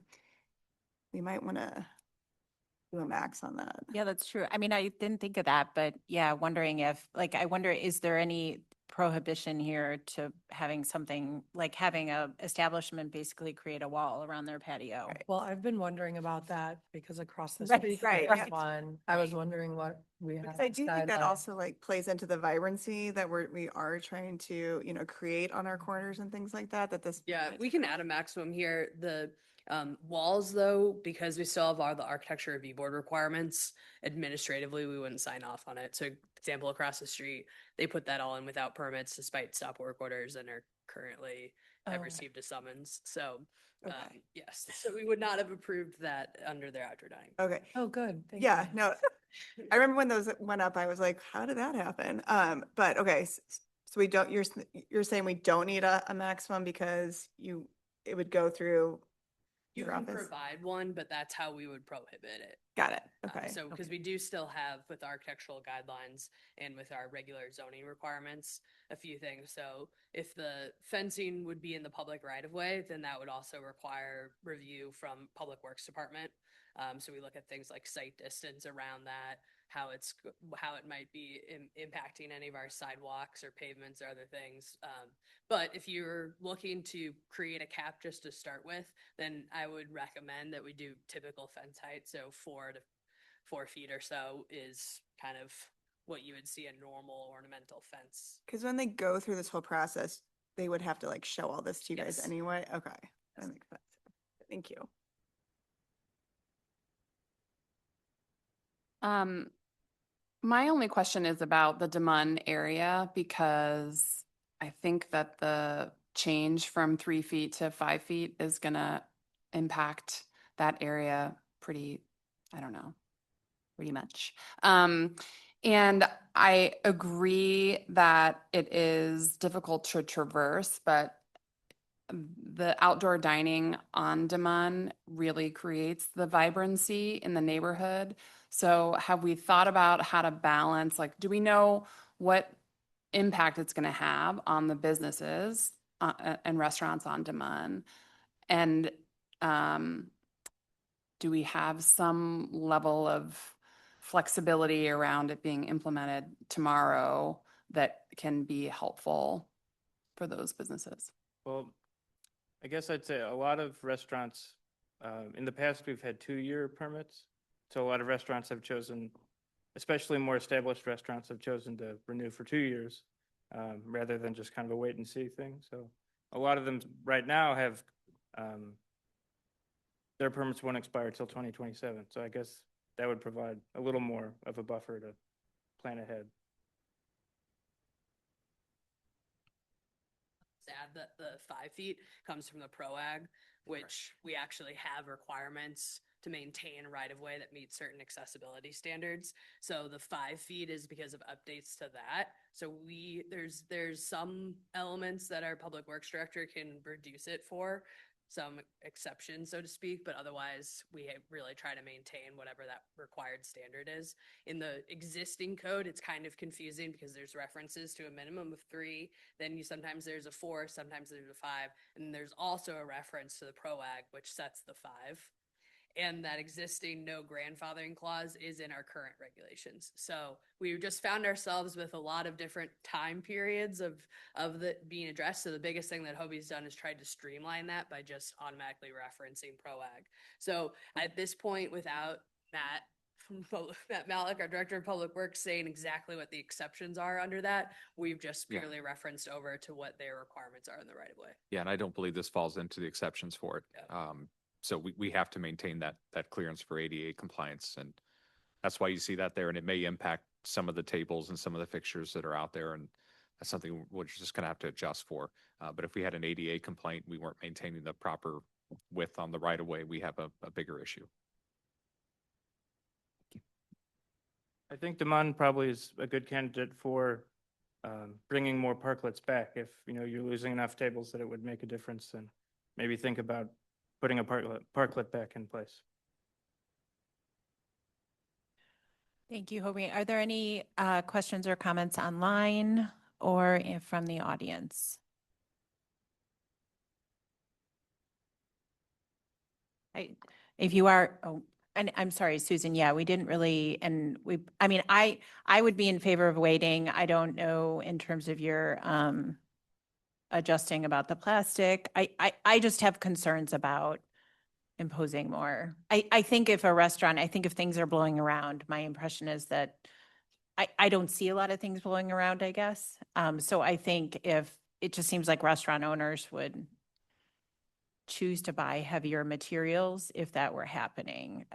I just still get concerned about imposing additional requirements. I think restaurants should be able to choose what furniture they're using. And if they're choosing cheap furniture that's blowing around all the time. Yeah, well, I'll make a motion. In addition to restricting that it can't be white, we are doing that. I move that the text amendments be amended to say that with use of resin, it's a high density polyethylene materials. And the way we would accomplish that, just to let everybody know mechanically, is under 405.3980E, which is the provision that deals with furniture materials. We would just add HDPE in front of the word resin. Just wanted How would to let you know how we would do that. I should second it so that we can discuss it. I'm willing. And vote. I Correct. will do that. I will second it and then. Is there any further discussion from anyone up here? I'm curious, like how we would enforce that, or to what extent we feel like we could. I'm not saying, You can tell, I think. Well, right, and so Yeah. are you doing this from like also a sustainability standpoint it's- of it? Like, Yeah, it's it's a more eco-friendly alternative, and it's They would just have to, beer, more quality furniture. they would just have to show us the furniture type when they're coming in to get the permit. And they're going to show us where the furniture is at and what type of furniture it is anyway, so we should be able to get that information. With the restriction of color as well, so. Yeah, so the idea would be, it'd be like more, sort of like the character, but it also might be less likely to be considered disposable and create like a And waste. it's Is what I'm right, hearing and the you. whole process of making it, it's more eco-friendly than some of the cheaper plastics. Have we addressed the issue of the restaurateurs having to replace existing furniture? They would have to if it wasn't compliant. I guess it would happen when they renewed their permit, right? So. I hadn't spoken on it before, but I agree with those who have said, I think we ought to wait on this. I think the restaurant business is a tough business, and if we were starting from scratch with a new city and new restaurants, it would be one thing, but I think to implement this now is a burden that we shouldn't impose. I think we should see how it plays out and amend the ordinance at some future point if we need to. I guess I would, I mean, if we don't want plastic furniture, it sounds like no one can think of an example of a place that has plastic furniture right now. And Well, I feel like it's plastic furniture that's heavy. That might be what we would be okay with. I feel like I have seen furniture that's not necessarily metal, but it's that heavier, more It durable. probably plastic. is Yes. exactly what I'm suggesting. Right, Yeah, right. right. Yeah. And that is okay. So in Yeah. fact, we don't believe we are impacting current businesses. I don't know how hard it would be to validate that or like. Yeah, I mean, Hobie looked at the permits that we have. We think we have probably less than 5 that might have some form of resin, but we haven't been asking for enough detail in Yeah. previous permit applications to be able to tell you if these comply with what you're saying or not. So there may be more. There could be, I mean, Hobie could tell you a couple of the names. I just didn't want him to stand up here and say, these 4 are the only one, and then you drive around and find another, but he could give you a few examples that have resin. I think 801 Chop House or Fish listed it on their application. The Torre Asian Bistro that's going to go in on North Central, they asked to use it, but they haven't gone into business yet, so we haven't issued that one, so. Yeah, Sushi AI used to, Yes. that they've upgraded. So that's where there's a couple that were out there. So we would have to do a better dive. can we I say just like, don't want us to be reactive if we think this matters. If we think this matters, then I would encourage us to do it. It sounds like it has maybe impact on no businesses. If we're worried it might have some, we probably could grandfather any who today have an existing permit, or I don't know. You don't like very that? much hesitate Yeah. to ever use the term of Yeah. grandfathering. What would you, I mean, if you already have like this- previously approved, if it's equipment, if it's like a material that was previously approved, I mean, it something can that be you could- kept you until could modify your new. ordinance, and I'm sure that our lovely attorney O'Keefe could help you with wording, but you could essentially add in a clause that gives anybody as of this date who has that furniture an amount of Oh. time to phase it out. Yeah. I mean, that was kind of my thinking. If we wanted, I mean, as you said, like, I don't know if we need it, but if that's where we want to go, part of me wonders, can we just set it to say this particular requirement goes into effect at either a year from now or whenever your permit expires, whatever happens to be the longer of the two. And that way you're giving people who have a 2-year permit time, but you're also those folks whose permit comes due next week, they're not all of a sudden like out of luck.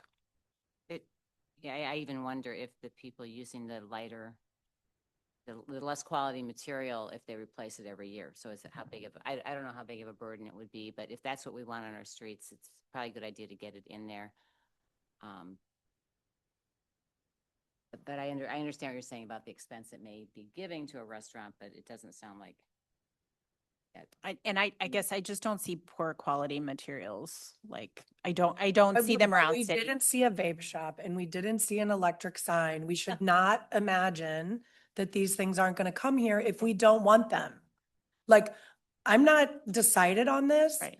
But like, and I actually tend not to want us to like be really judgy about what kinds of materials people use. Like, that's my inclination, is to do less of that. But if the council thinks that this is an issue that matters, then we should do it. And not, I mean, like, it's an easy insert right now, it sounds like. Me And- personally, I would just rather restaurant owners be given the discretion to decide what they use at their restaurant. That's kind of what it comes down to.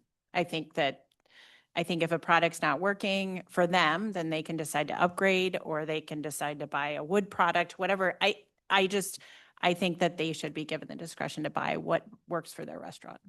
But like, why don't we do that on fencing then? I mean, like, there's lots of examples of stuff that's out in the city where we make property or homeowners or business owners do expensive things.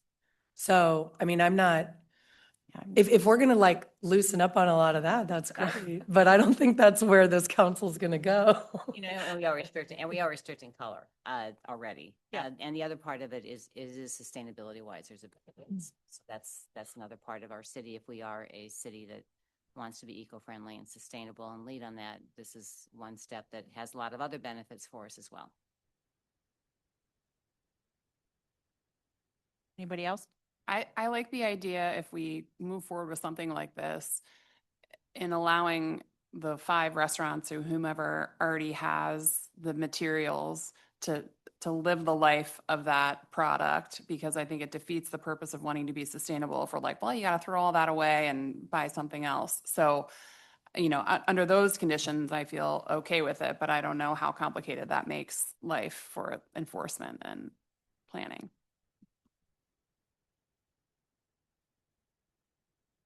I mean, my only thought with that is I agree with it in concept, but I don't know how, I'd be concerned for you all that somebody who has 15 pieces of white or red lawn chairs and they're like, hey, they're supposed to phase it out, 4 get destroyed, miraculously 4 more show up and they don't tell us that they've just replaced them. I think That's my only, I think that's that, why I like the timeline more than. Yeah, I think Kevin's working on something hopefully over there. But typically what we would do in an ordinance like this is you would have some sort of provision that states that you know, 2 years or 1 year, whatever it is. So then what we could do is at the next renewal cycle, provide a little note, hey, this type of material is phasing out. And then instead of trying to keep track of how many chairs the various ones have, it's more of a drop dead. You know, you might get 1 renewal or 2, and then on the next renewal after that, you will have to update it. Is there any concern, Anna, about making sure that we're not, prohibiting material that might be better in the future? Like making sure that, you know what I mean? I just want to make sure that we're not With accounting for. materials like this, we always have to try to keep up with the environmental standards. The white resin specifically is called out because that was an aesthetics decision by the ARB previously. So most of our material guidelines come from the ARB. So similar to vinyl fences or other things. So that was added into the outdoor dining regulations for the actual materials previously, and we didn't recommend any changes to that provision at this point. But that's why the white resin was called out, as just like white vinyl and other things. The more plasticky materials, when they're white, they tend to also appear a little bit more plasticky. So that's where that one came from. Any other comments? I would tend to agree, Mayor, with your earlier comments. I think a restaurant owner is concerned about, the image that they present, the comfort of the areas that their customers are going to be enjoying. I don't think anybody wants to have an unattractive or uncomfortable or even perhaps unsustainable type of appearance. I have enough confidence in the people in Clayton. I know we have a restaurateur in the audience. I have enough confidence, I think to some extent this is a solution in search of a problem. I think it's fine as is. I certainly would not impose it unless there was some degree of due process in terms of allowing people who have to change the furniture, some, as was suggested, some time to do it. But again, And frankly, since this is as much as anything an architectural or design issue, one is I'd like to, if we really want to debate it, I'd like to hear more, what is best practice? You know, are there other communities that have dealt with exactly the same issue? I'd just as soon get an opinion from the Architectural Review Board if we're serious. They didn't bring this up. You know, if we really want to take it back and see what they think, that's fine. Other than that, I would leave it as is, for all the reasons I've said. Just a comment, talking about the expense. We're talking about not allowing cheap materials. So, but I understand what you're saying. I respect that. So I guess if there's no other discussion up here, we would rule on the outstanding motion.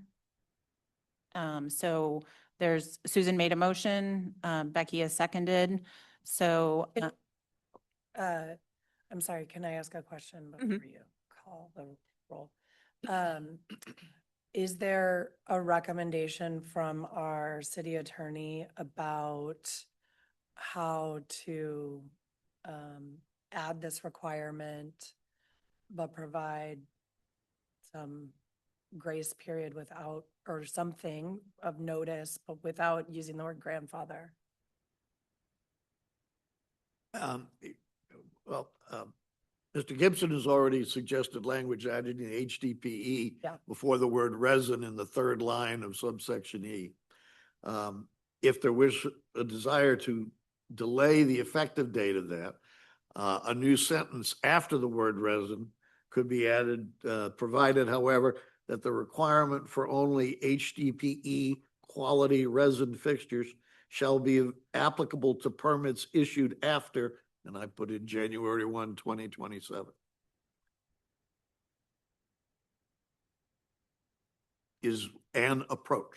If someone wanted to make a motion to amend the motion to amend to add something like that. So, I'm sorry. should we rule on the motion first as to whether or not amend or changing it? A motion, if someone wishes to amend the motion pending, that would be in order before the motion, the amendment is voted on. Okay, and don't, quick question. Hobie and Anna, I think you just kind of told us how you would approach it with giving them people time to comply with the new ordinance. And is that sufficient? Do we need to say that more clearly? The amount of that- time is really up to you. So Yeah. using the date that Kevin suggested, that would That's give not everybody much. here, because we do license renewals once a year. So that's part of the new system that Hobie's transitioning to. So that, it says January 1, but that spring would effectively be when the regulations would go into effect. So it would give people almost a renewal cycle, depending on where they are. They might not know about the change though until next spring. That would help you as well in enforcing it. Yeah, if you use the date as recommended of January 1, then we will have to first try and notify everybody, because some of those restaurants won't renew until after January 1. So we would have to go figure out who has it, notify them in advance of their upcoming renewal. And I would also just note that, like, as alluded to, we do not have staff proactively going out and like harassing our restaurateurs. So, I think the risk of this really causing a serious harm to a business that's already in operations is quite low, unless the material is so bad it gets like. Oh.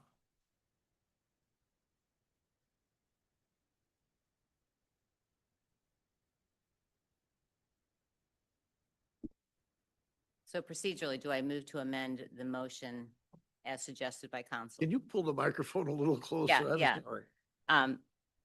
So I move to amend, the motion to amend, If you just want to revise your motion to revise my, amend, okay. I move to revise my motion to amend to allow for an effective date on use of HDPC resin of January 1, 2027. is that agreeable to the second? Second, yeah. Any further discussion about the motion? I think 2027 is too early. I think it needs to be 2028 for all the reasons we talked about. You got to Why give don't people you at least. make a friendly motion to amend, and if she accepts it, the date change from 27 to 28, then it's good. I mean, if Susan wants to do that, she could also just change her amendment.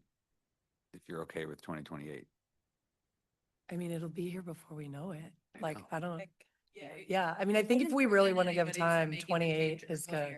Well, Yeah. essentially what we would do is in preparation of the renewal next spring, we'll notify people their renewals upcoming, and with this, it would give them essentially one more year if they had existing furniture that they could use for another year, or they would change it. Up to you, I like whether you would amend, but if not, we can, If I make the proposal to amend, I'm gonna need a second. I'm gonna vote on that and then you're changing it. So I'm trying to avoid the extra votes if you're amenable to it, but. Yeah, that's, I think our message is getting out to our community, and I do agree with you that our restaurateurs are probably complying with this type of requirement anyway, and it's really to avoid other problems. So I move to revise my motion to. Change the effective date of the. changing the effective date to January 2028. Second. Any further discussion? It's 28 now, is it? Yes. Thank you. All those in favor? Aye. Aye. Nay. Yeah. Mhm. All right. So we have that amendment, and then if there's, I don't know if there's any other questions or comments related to that. Sorry, did the chair rule on the vote? It passed. Okay, It thank you. passed. I'm sorry. Yes, it passed 6-1. 6-1. Yep. Thank you. All right, so if there's no other further comments, I will close the public hearing. And Councilmember Buse, if you could introduce the bill as amended. Yes, I introduced Bill number 7154 as amended, approving text amendment to Chapter 405, Article 24, outdoor dining regulations to be read for the first time by title only. Second. Any discussion? Mr. City Attorney. Bill number 7154, first reading, an ordinance amending chapter 405 of the Clayton City Code to revise the regulations for outdoor dining. All those in favor? Aye. Any opposed? The vote passes 7-0. Councilmember Buse. I move that the board give unanimous consent to consideration for adoption of Bill number 7154 as amended on the day of its introduction. Second. All those in favor? Aye. Aye. Any opposed? Let the minutes reflect that the board has given unanimous consent. Councilmember Buse. I introduced Bill number 7154, approving text amendments to Chapter 405, Article 24, outdoor dining regulations to be read for the second time by title only. Second. Any discussion? Mr. City Attorney. Bill number 7154, second reading and consideration for adoption, an ordinance amending chapter 405 of the Clayton City Code to revise the regulations for outdoor dining. Councilmember Buse? Aye. Councilmember Patel? Aye. Councilmember Fader? Aye. Councilmember York? Aye. Councilmember Waldman? Aye. Councilmember Malin Smith? Aye. Mayor McAndrew? Aye. Thank you. The next item on our agenda is a conditional use permit for 801 Seminary Place. I will open the public hearing and request proof of publication. Yes, Mayor, this is a public hearing and subsequent resolution to consider a conditional use permit or CUP to allow the construction of new residences and parking on the Concordia Seminary campus.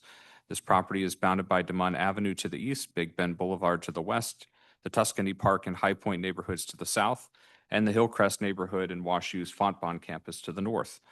The CUP area focuses on the portion of the campus west of Seminary Place and would replace all existing CUPs for this area. Uses on the Concordia campus outside of these bounds would remain governed by their existing CUPs. The proposed single CUP to govern the western side of the campus would facilitate future construction while maintaining the existing protections and buffers for the surrounding property.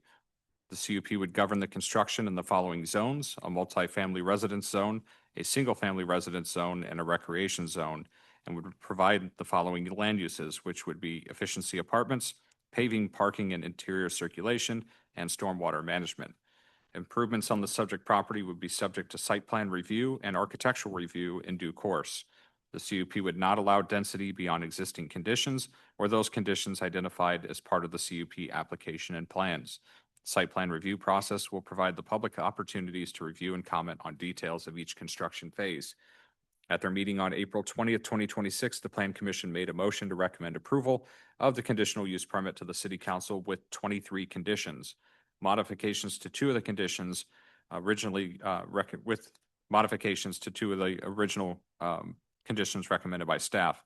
Those modifications were staff had recommended that the exterior athletic field lights should be turned off by 11 p.m. Plan Commission modified that and said turn off time will be considered at the time of site plan review. There was also an original condition that the setback of at least 200 feet shall be provided between multifamily structures and adjacent property lines. That setback shall include a landscape buffer. This was modified by the Plan Commission that a setback of at least 200 feet shall be provided between multifamily structures in the southern and western property lines. The northern setback shall be determined at site plan review. The setback shall include a landscape buffer. The motion was approved unanimously, and staff made slight modifications to clarify those conditions and requirements recommended by the Plan Commission, but did not remove any of the conditions.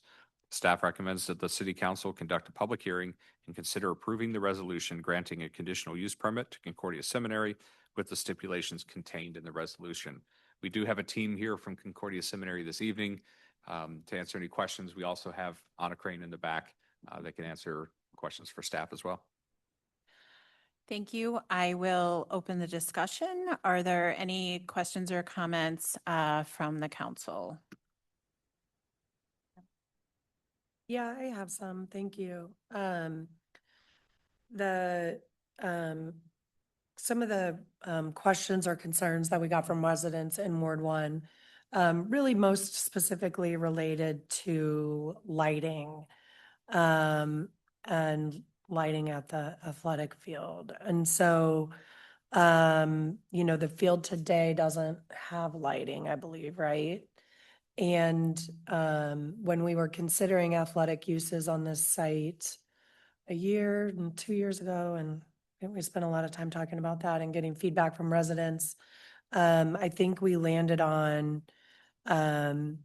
lights getting turned off at 9:30 unless it was like a varsity type event on field lights. And so I'd like to understand how the applicant would feel about that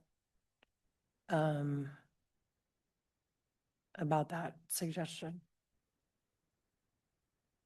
And right now, the Plan Commission, I guess, suggested that it would just all be determined at the site plan review? During site plan review. Okay. Correct. Hi, my name's Cole Hofarth. I'm with Lawrence. I'm an architect with Lawrence Group. I'm here on behalf of Concordia Seminary. I'm happy to answer any questions. So regarding the light timing, in our meetings with city staff, we were just instructed that it would be consistent with other institutional uses in the city of Clayton. So our understanding was that that was 11, which was an improvement upon the, I believe, the restriction of midnight around the rest of the city. And that was acceptable to us, but we're willing to hear additional comments or concerns. At this time, athletics are not going to be part of our site plan review, or we're really focused on the multifamily housing, but I do understand that the conditional use permit will govern this particular restriction or site usage, so. Yeah, thanks. What do we do at the old CBC? Thought it was not 11, but I could be wrong.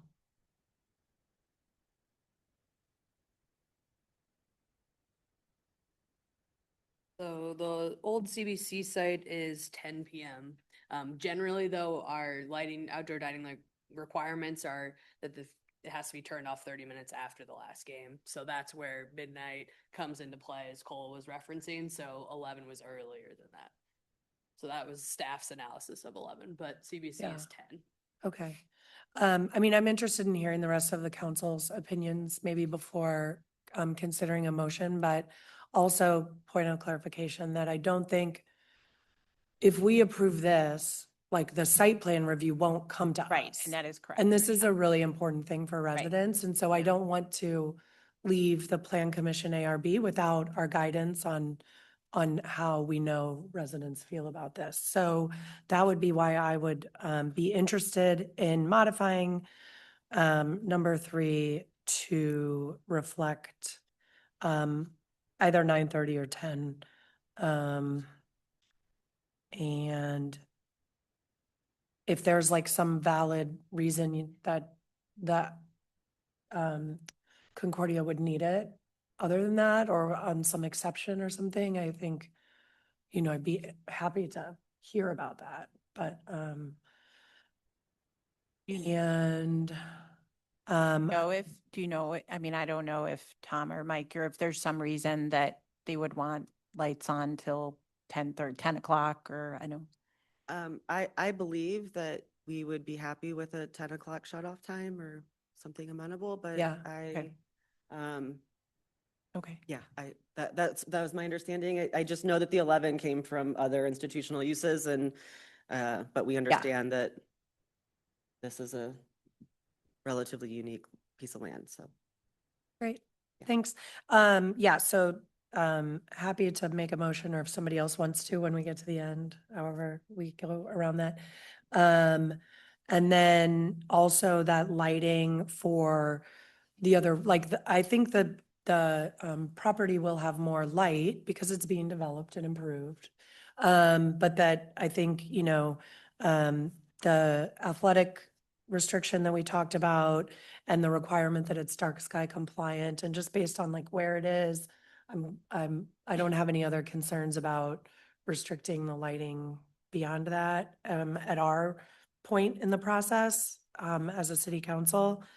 And I think, otherwise, just to be clear, this is essentially like a like for like replacement of the type of housing that's there today. And is it fair to say that I'm sure you expect to build housing that will last longer than the housing that's being torn down? 100%. Yes. Thank you very much. I'm happy for you to be able to get moving on your project. I just wanted to clarify, if ultimately a motion's made to change the time for the lights to be turned off to 10 p.m., that would be an amendment to condition number 3. Yes. Mr. Fader, do you have any? I don't think I have any problem with that. I was a little confused by procedurally what happened here, because it looked like the original condition was 11 o'clock, then the plan commission said, well, let's just see what happens every time and do it from there. And then staff said, no, that's too discretionary. Let's go back to 11 o'clock. I think that's what's happened so far. And now we're saying, let's make it 10 o'clock. I just want to understand what happened here. Right, so the Plan Commission made a couple references to site plan review. We were explaining that that's when we would review actual fixture locations against our outdoor dining regulations. But in speaking with Concordia, they preferred to have an understanding of what the time was before for some of these fields, first of all, and then with the setback requirement, it's really hard for us to go through site plan review and not know the setback until after it gets to the Plan Commission. So staff just made a couple of modifications so that Concordia knows how to actually start designing their projects to go through site plan review without kind of figuring that out at the meeting. I think I understand how we got here. Councilmember York? Yeah, so I guess my only question is, if we're going to replace like for light, is the assumption or the expectation that all the setbacks being the current neighborhoods and the current places will all stay the same? Or is that something that could be changed in site plan review later? Like what I'm thinking about is the neighbors. Is it going to look the same when it's all done, when they look in? Or is there a chance that the places could be closer to homes than they currently are? Could it be closer to Big Ben? Could we take some trees out? Like what discretion exists with it? To get a better refined understanding of where the existing buildings are today. So there was a 200-foot requirement for the multifamily buildings that were constructed from the southern line from Tuscany Park. But when we had the survey and actually measured, it's slightly less than 200 feet today. So what we've established moving forward is the minimum setbacks to be. So the buildings are gonna be angled slightly different. They're gonna look a little different. So it's hard for me to say exactly, they look out their back window and they won't notice a change, but the building should not be any closer to them than what they're experiencing. And that's what I figured. But my only ultimate concern as it relates to that is people expressed, as we all know, back when, of all the changes and what they could see and what they really wanted was what they already had. So I'm trying to get a sense of how much control do we currently have on And that is what it's gonna look we've- like. That is what we've done. So Okay. in the proposed setback language that you have, we have either replicated those setbacks from previous CUPs from when various things were built, or we've added in a setback in this CUP that mimics what you see today. Oh. So some of the language is a little bit different, but essentially working with Concordia, there's a few spots where it gives them less than 5 feet of playing room based on some grading that we know is going to come. But essentially residents shouldn't notice a difference anywhere. And based upon I read, the expectation is all the trees will, the expectation is the trees would stay on Big Ben in terms of blockage of views and everything else like people have now. Yes, but all the specific trees, which ones stay, which ones are replaced, will come under site plan review. Okay. The only other question I had, and it's more for the ward board council folks, is, if it's something this big and the amount of feedback we had before, do we feel like we have enough citizen comment already? Or is this something that we should maintain for multiple meetings to make sure we have all the feedback we need from residents? I think you're probably looking at us, I guess. Yeah. I mean, you sometimes hear things too in Ward 2, but I haven't heard. we only heard from one or two, a couple residents. So there's like some awareness of it. A couple other people asked questions. And the only concern actually raised was the lighting, the hours of the lighting. So I think, to the previous point, this is kind of what some of the naysayers wanted anyways. The biggest issue that folks in Hillcrest have on Dartford is water that comes from Concordia's property onto Dartford. But the future plans, which isn't precisely what we're approving now, but even the future plans are have significant improvements in that area. And so I think it's all good. Correct. The dry Yeah. detention basins are going to Mhm. be generously sized compared to what's there today. Yeah. All complying with MSD's much stricter standards than what they had 30 years ago when these Yeah. were built, when this site was built. So. Thank you. Mhm. Thanks. Does that, yeah, Yeah, I don't have any qualms about doing Okay, it. and that's just what I wanted to check. That's that's good. good. It's a good point. Yeah, I guess from the previous time I had written down like trees, lighting, and water runoff. And so it looks like those are all being addressed. And then I guess just with regards to the retention or dry detention basins, with site plan review, those will be where we see like the calculations for all of that kind of stuff. Correct. Okay. And so we're not approving those locations or anything with the CUP. Is that right, Anna? Or Yeah, Ever. we've identified they've identified the general location of them, but the exact size and extent will come under site plan review. Okay. And just logically looking at the site, I don't really know where else they would put them. Right. Well, I guess just my only question, because I know that's like the tree area. So like, how does that work? If that's kind of like where we're designing to have all that, but we really want trees and to keep our existing trees, how does that work? Yeah, so we'll be responsible for any trees that are removed, replacing the caliper inch removed in the site that we are affecting. So trees that come down as a requirement of the construction of the dry detention basin have to be replaced on site as part of the City of Clayton requirements. So that will 100% be a burden. I will say the location of the southwestern dry detention basin is the existing location. We're just enlarging it to help with neighbor runoff. So unfortunately, we can't in the area, in the affected area, we're not going to be able to save every tree, but we will have a replacement requirement, and we will follow all of those requirements. But to keep water off neighbor properties, we have to go somewhere with it. Okay, so I guess my question is then with that dry detention basin in the phase 1A, all the trees in that area be eliminated, even though you're planting them elsewhere, or would that chunk all be gone? We'd have to eliminate, we'd have to remove some trees to build that. But the dry detention basin will have some plantings in it. So it's not going to be just a big sewer system that will be visible from the road. It will be beautified and a nice place, and it's still an amenity to the neighborhood as opposed to just a water collector eyesore. Okay. Yeah, I guess that's just my one area of concern is because, and I know we usually have like our trees shown and I'm not seeing them here, so I don't know, like, is that the largest chunk of our tree, and I know that was a really big issue with the residents last time. Yeah, so the way this will work, in all likelihood, they won't have to remove every tree in that whole phased area. They will? They will not. Oh, will not. Okay. Yeah, they will not. So, under site plan review within their disturbance area is where they're gonna identify, so that the disturbance area will cover what they need to actually facilitate construction along with where they're, moving dirt. So that will cover, within their tree chart that you're used to seeing, that will identify all the trees that are potentially impacted within that zone that they're working on, including ones that are going to be removed, going to be protected, and then also identifying where they're going to plant the new trees. So within the requirements, we have the setback provision talks about referencing that area should be landscaped, that setback area. So then we'll work with them through site plan review. The specific caliper replanting will be based on our tree planting requirements.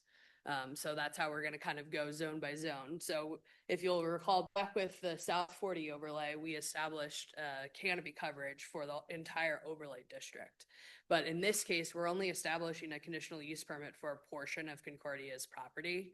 So we don't have that same starting point of all of the canopy coverage and else. So with the caliper replacement, given the areas that are probably impacted, the size of trees that they're going to have to take down, they're going to have to plant a substantial number of trees on Concordia's property. So quickly remind me, if you have a caliper that's 6 inches and that has to get taken down, you are not going to replace it with a 6-inch caliper tree, right? It would be like The 2. tree, you'll get multiple smaller caliper inch trees that would replace that one larger one that you took down.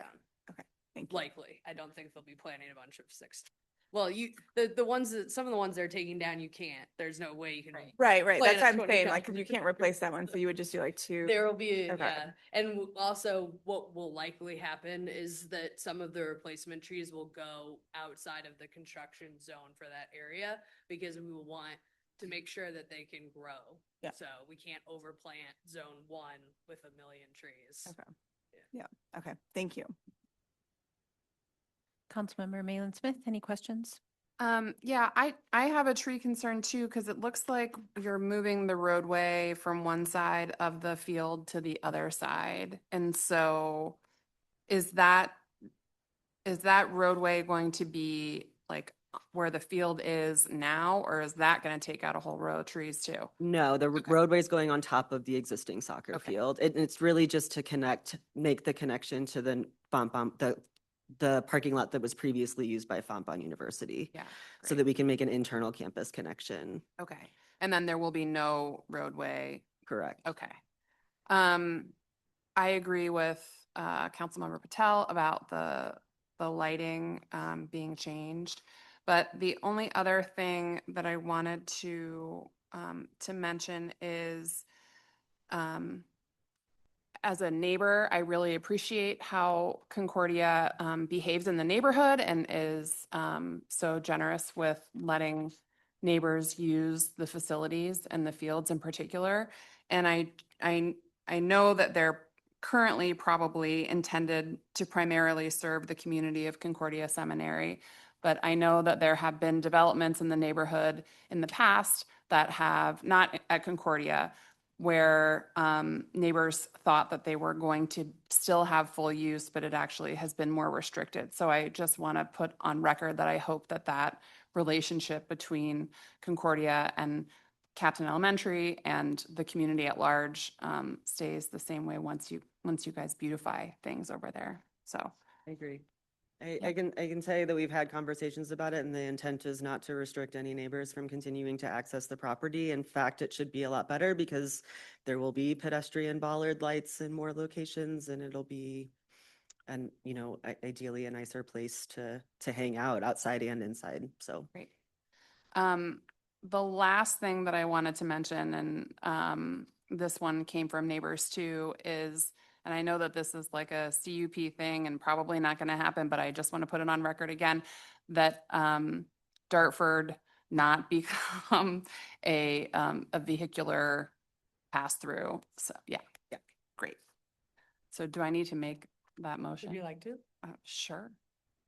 Okay, I move that we amend condition number 3 to reflect the lights be turned off at 10 p.m. Okay. Is there any other further discussion on that? All those in favor? Aye. Any opposed? So the motion passes 7-0. Before we move on, are there any questions or comments from the audience? Are there any questions or comments on Zoom? If so, you're welcome to raise your hand, and we can promote you to a panelist. Seeing no raised hands, are there any further discussion up here? If not, I will close the public hearing. Councilmember Buse. I move to approve resolution number 2026-11, granting a conditional use permit to Concordia Seminary for 801 Seminary Place. Second. Any discussion? All those in favor? Aye. Aye. Any opposed? The vote passes 7-0. Thank you very much. Very much. Mhm.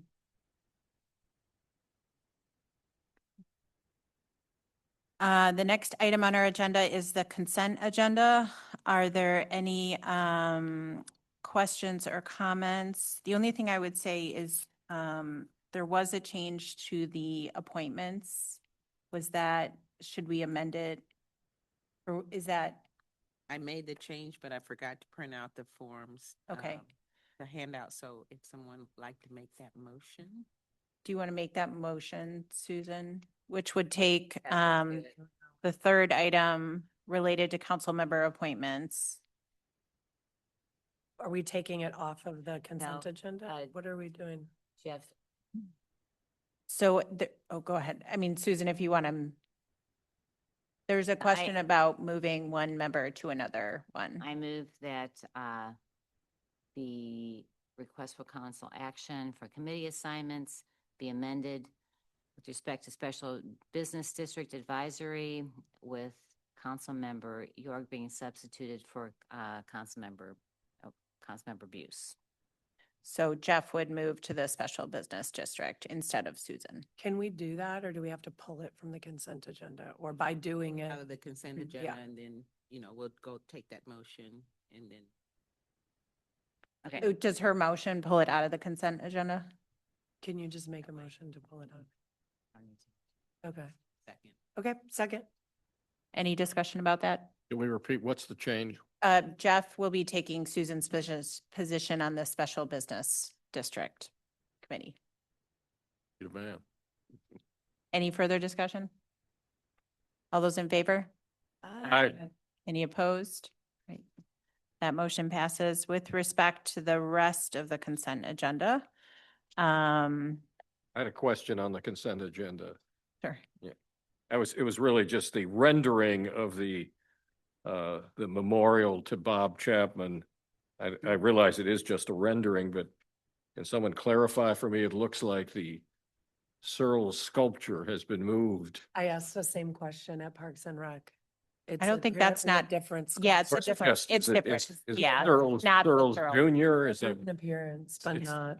Searles Similar but not sculpture. the same one. Yeah. Yeah. All right, I just wondered what That was- happened there. It's a piece that's in the plaza, or it Correct. was up by, they took it out. It was up at Barry Waymiller. In Parks that and Rec plaza. Commission approved relocating it to Chapman Plaza. It's a whirly gig is I believe how they refer to it. It's not the Searles. Okay. Okay. It's a little disorienting. I did the same thing. Any other questions or comments about the consent agenda?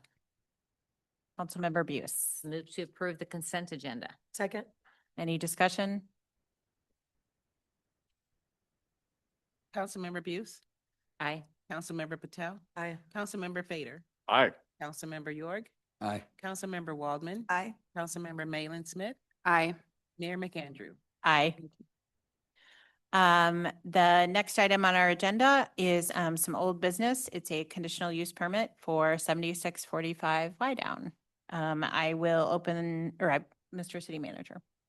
Yes, this is an application for a conditional use permit submitted by Tom McGraw on behalf of Box Hill Group Hanley for the operation of a cafe known as Gigi's Cafe. The property is located at the northeast corner of the intersection of Wydown Boulevard and South Hanley Road. It is zoned M1 Neighborhood Mixed Use and is developed with a two-story mixed-use building. The proposed hours of operation are 7 a.m. to 1 a.m. Monday through Saturday. The business would be closed on Sundays. During the Plan Commission meeting, a discussion occurred supporting the restaurant being open on Sundays as well. The proposed CUP would allow Sunday operations should the owner choose to do so in the future. The restaurant measures 2,200 square feet and would include roughly 45 interior seats and 12 exterior seats. There are 5 employee parking spaces, and deliveries will be made in the morning via the adjacent alley. The Plan Commission considered this request at its meeting on April 20th, 2026, and voted unanimously to recommend approval as requested. This public hearing was closed at the last meeting of the City Council, and the item was postponed to this evening. Staff recommends approval of the conditional use permit per the conditions outlined in the resolution. I know we had the applicant here this evening. Thank you. I will open discussion. I think some of us have some questions for you. So if you could just state, and we all know you, but if I you am could Matt state your Dwyer. name, yes. So I mean, I'll go and Susan, I know that you had some questions for Matt last time. Yeah, and the neighbors, everybody's very excited for this, and your reputation precedes you, and there's a lot of trust in how you do business. The concern that we heard is concern with the late hour, and wondering if you're amenable to having that Monday through Saturday close at an earlier time. Yeah, sure. What I would do, just so you know, like, all 3 places, I think, if this would consider the third, like Louis Wright's, in this place, all have the 1 o'clock time limit. I'm pretty sure. However, our practice is Monday through Thursday, and this would be the same, or at least hopefully be the same. Monday through Thursday, we stop seating at 10 p.m. And then Friday and Saturday, we stop seating at 11. Meaning, what we try to convey to the guest is that we're not, when you board the ride, we're not rushing you out to get your order. We're not telling you when the kitchen is closing. But so if you've arrived there by 11 on Friday and Saturday, so however we would do it's just to allow time to close up and clean up. So you actually seat people at Wrights at 11? Yeah, up until 11. Okay. Yeah, on Friday and Saturday. Monday through Thursday, it's till 10 p.m. Same at Louis. Okay, so if some of the suggestions out there were, stopping at 11, I think it sounds like 12 o'clock would work better for how you've. Yeah, I mean, that would give the guest on Friday and Saturday, that would give the guest on, I don't know. I'm not sure how to answer that Okay. other than what I'm doing. I know what I'm because doing now. I think, and what we've heard from the neighbors as well, people want to accommodate you. Everyone's very Sure. happy you're going to be there. There is that concern. So it's a question about, at 1 o'clock, there was a lot of reaction to. Sure. Moving it down to 11 or 12, and how would that work with your business is kind of what I'm asking. I'd like to hear what everybody else says too. Yeah, honestly, I should know better, but I think that Wrights I'm okay. I'm amenable to changing it. I'm not trying to make anybody mad, because I want them to come. Okay. Yeah, no, I mean, I think that was really concern about, people I think often leave Wrights. It's, you sit down and have a big meal. They're not necessarily, I mean, I would love to hear a little bit more about, I've read the Plan Commission. Yeah. But hear just a little bit more about what your concept is Yeah. at Gigi's, and just try to understand, again, not like it's going to be a place overflowing with guests who are leaving at 1 o'clock in the morning drunk. Yeah. You know what I mean? Yeah, I think it's a restaurant Yeah. first. I mean, the plan is to, in its simplest form, is to have it. I think the neighborhood has a strong desire to have the coffee aspect of the Starbucks back. That was sort of the community hub for the neighborhood. And the intention is to do that from 7 a.m. till 2.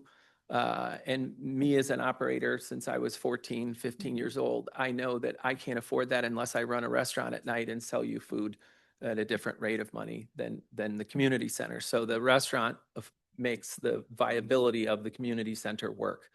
And so from 7 a.m. till 2 o'clock, there will be like a traditional way, like you know that you understand how a Starbucks or Caldi's work. You go up to the counter, you order, you seat yourself wherever. From 4 p.m. till close, when we stop seating at 10 Monday through Thursday, and then when we stop seating 11 Friday and Saturday, from 4 till then, it's a restaurant that serves, you know, pizza, pasta. You know, right now I have a large creamy salad, a large bright acidic salad, some meatballs on there. There's a, you know, tavern style pizza will be the center of what we're doing. And yeah, a big, you know, we plan for a large pizza oven that we're bringing in from Chicago. And there's a big circular bar. So it kind of, or not U-shaped bar, I should say, not circular, that hopefully will work. There's a lot of historical precedents for how that would work. You could sit there and be on your computer in the morning, and then at night you can sit and eat pizza. So that's the general outline of the idea. Yeah, I think that, again, the excitement is for more than just the coffee. They're excited for everything they Yeah, good. to bring there. So I think that, I mean, I would be comfortable. The most feedback, I guess, I would say, they want their coffee shop back. And I understand. I do too. Yeah. That's true. Yeah. But yeah, I think that if a midnight closing time worked for you, I think that would be, would work well with the neighbors in the Yeah, area as well. I don't see it that being a problem. Okay, let's for see me. what everybody else has to, what comments are there? Becky, do you, or Yeah, I think we should amend it to midnight then. And I think it's really awesome and everybody's really excited. Great. So, thanks. Councilmember Bader? Like everybody else, I'm very excited to see you open here. You've done a lot for our whole community and Thanks. very successful restaurants all over. I heard, I think at the Plan Commission, you were asked about Sundays, and I don't know if that's changed. I think you had said that. I'm thinking, I'm thinking, we're working on the schedule now, so that's a to be decided, but yeah, I'm thinking about it. I just typically don't. I will add, and it's just, you know, anecdotally, living close to your place, to me, Sunday morning would be a great place, great time to come by. And I'd hate to see the door with a closed sign on it. So I hope we obviously aren't going to mandate that, but I hope you would consider. Yep. Even if you're not open Sunday nights, lots of places aren't open Sunday nights, but at least during the day, it would be great. So, we want you to not take a day off at all. Yeah. That's the Yeah. trouble, right? Yeah, it is. Yeah. and on the closing time, whether it's 11 or 12, I think 1 a.m. sends the wrong message. And so Yeah, it wherever sounds that right. comes out. The only concern I have at all is not, I want to achieve the thing that I think the neighbors want to achieve. I promise.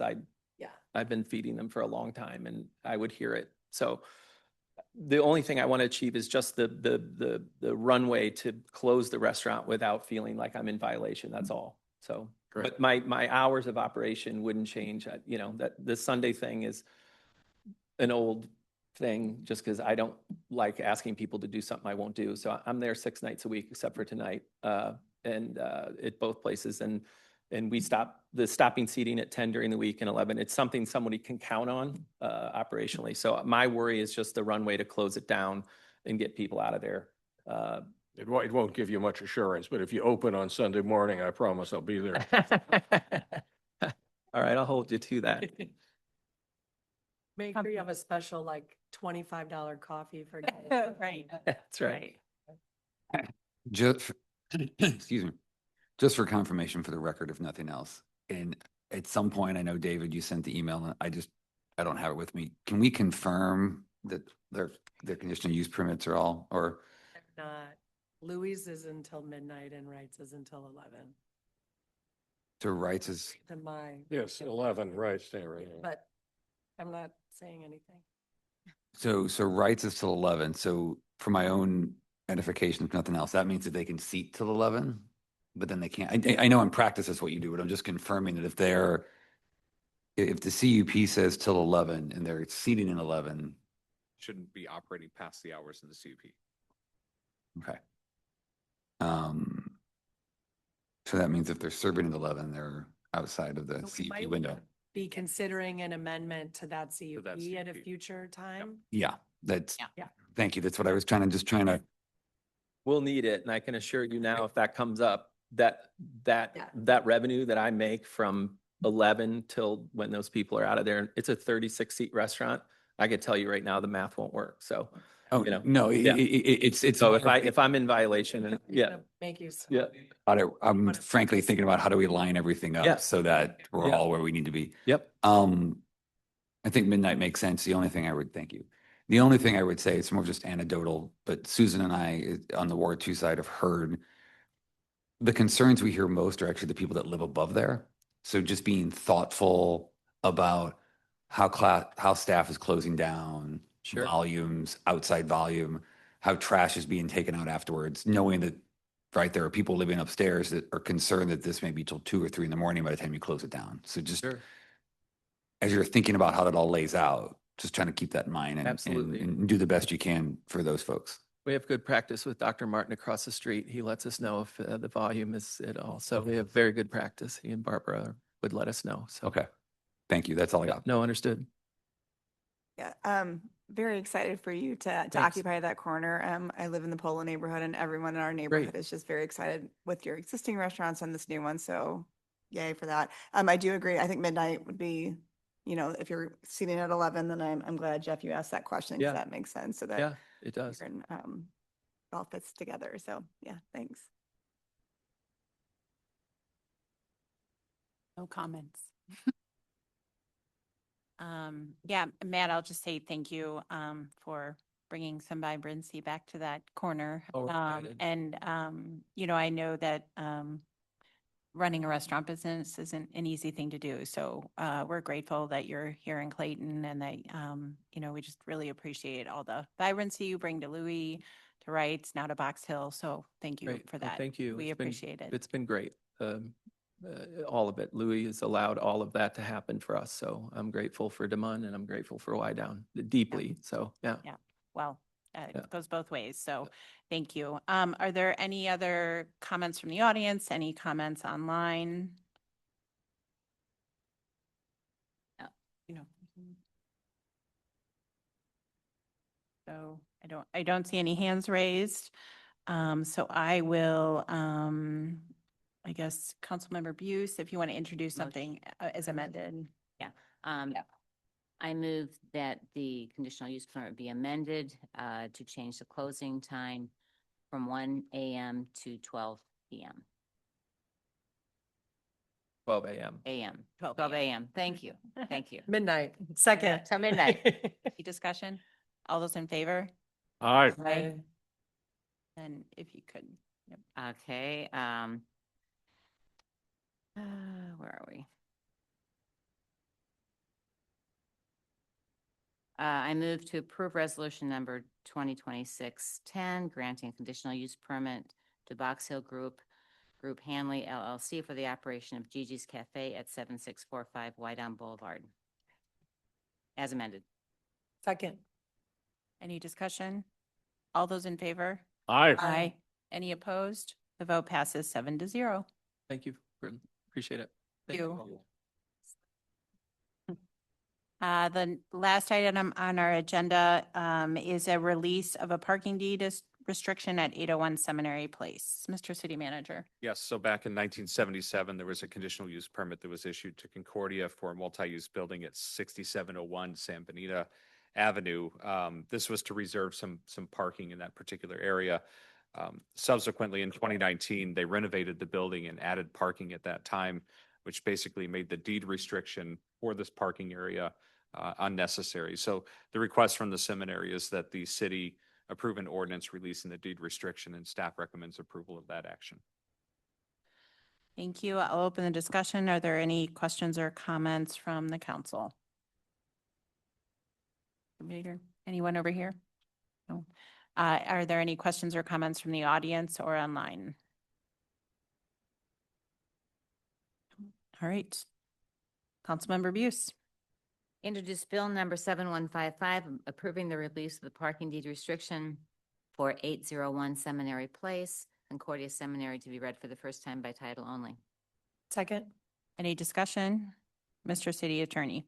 Bill number 7155, first reading, an ordinance to release certain restrictions for the properties addressed at 801 Seminary Place and 6701 San Benita Avenue. All those in favor? Aye. Aye. Any opposed? Councilmember Buse. I move that the council give unanimous consent to consideration for adoption of Bill number 7155 on the day of its introduction. Second. All those in favor? Aye. Any opposed? The vote passes 7-0. Let the minutes reflect that the council has given unanimous consent. I introduce Bill number 7155, approving the release of the parking deed restriction for 801 Seminary Place, Concordia Seminary, to be read for the second time by title only. Second. Any discussion? Mr. City Attorney. Bill number 7155, second reading and consideration for adoption. An ordinance to release certain restrictions for the properties addressed as 801 Seminary Place and 6701 San Benita Avenue. Member Buse. Aye. Councilmember Patel. Aye. Councilmember Fader. Aye. Councilmember York. Aye. Councilmember Waldman. Aye. Councilmember Malin Smith. Aye. Mayor McAndrew. Aye. Thank you. Thank you. We have come to the end of our agenda. Appreciate all of you from Concordia Seminary being here. If the council would like to briefly go around and we've been here for a while, but if there's anything of note that you'd like to let anybody know, we could do that. Not a lot since our retreat on Friday, and we did have a Ward 2 coffee, and we did have 7 people. Oh, that's I do great. believe the Goldstein was instrumental. in that. Maybe 10. So yeah, they were. World Migratory Bird Day helped you? We had to tell them about that, but there were a lot of people at that as well. It was fun to be able to walk over. But it was great that you had it right beforehand. Right. So our thought was that we can, and of course the sunshine cooperated. It was a beautiful, beautiful day.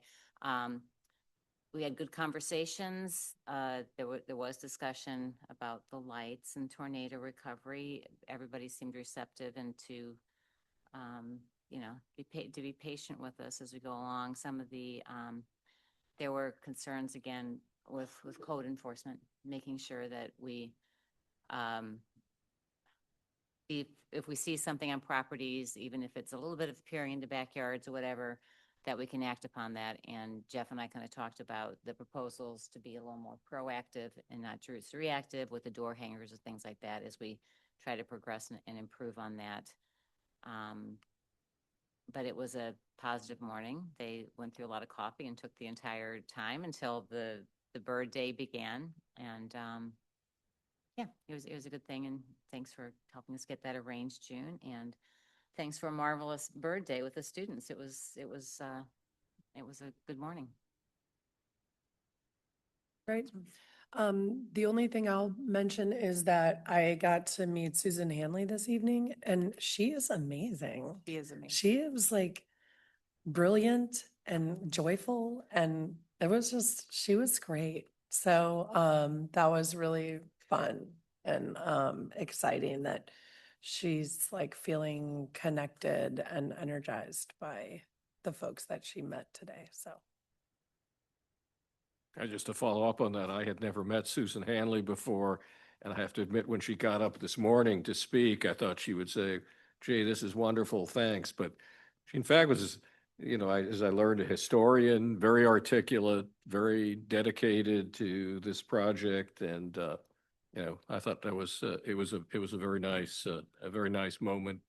Also, nice meeting, talking to her a little this afternoon. I think that's it. We have a Ward 3 coffee coming up, and look forward to that. Great. 2 things, CRSWC's on Friday, so I'll have more information next time. We did have a NERF meeting.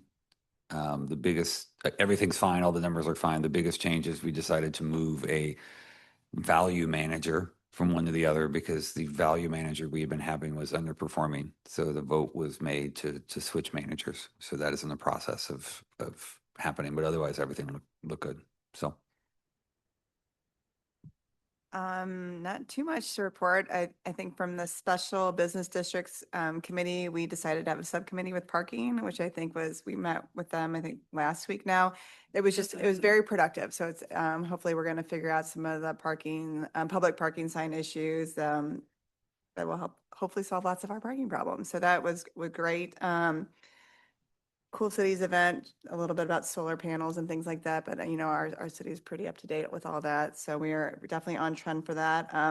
Hanley House presentation was lovely this morning. The weather was great. Had some first graders come out, and so that was livened up the event a little bit. And I second everything about Susan Hanley. She's a very impressive lady. So I would just like to say that the Ward 1 block party was fantastic last week. So kudos to all that planned and executed that event. It was really well attended. The residents appreciated it and were very, very excited and engaged. And the businesses as well were really active and excited, and it was joyful. Oh, that's great. I'm glad to hear it was well attended. Wonderful. Good. That's great. Great. Great to hear.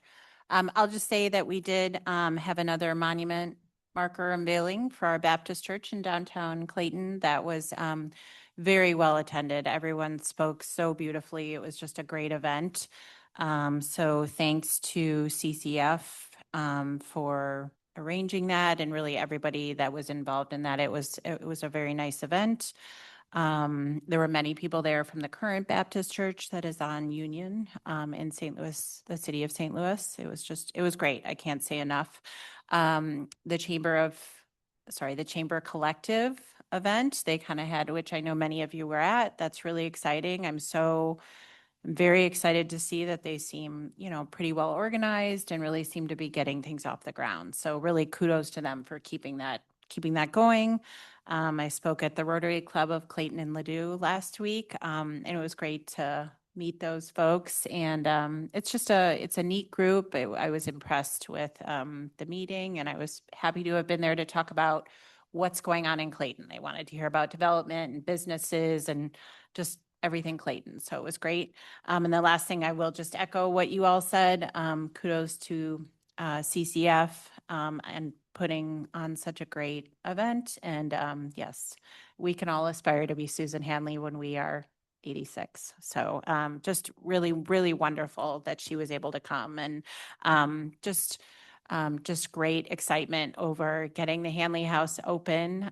Tony was great to let us behind the ropes, but it was great just to be in the Hanley House again. It had been a long time. So thanks to everybody. So anything from you, David? Mayor, can I add, I know we're having a social with the school district this week. Oh, yes, on Thursday, breakfast. Just one observation I think I've made before, but it really came home to me at the Clayton Baptist Church dedication is the whole idea that that's a part of our history that I still wonder whether most of the kids in the school district know anything about. If that is taught, great. If it's not, it should be. And that's one of my general thoughts, is that kids in Clayton should know more about what Clayton is about, particularly that history, how Mr. Clayton how the city came to be named Clayton. I think that's all part of our history that I still think a lot of the kids in the school district don't know enough about. And especially this Baptist church, the whole history of the Black community in the 50s is an incredible learning experience that I hope our school district, if they're not offering that to their kids, they should. And I'll try to mention that to some of my colleagues on the school board, but I think it's time, if it's not done, that needs to be part of the curriculum. Thank you. Anything else? All right, take a motion. I move we adjourn. Second. All those in favor? Aye. Aye. All right, thanks, everyone.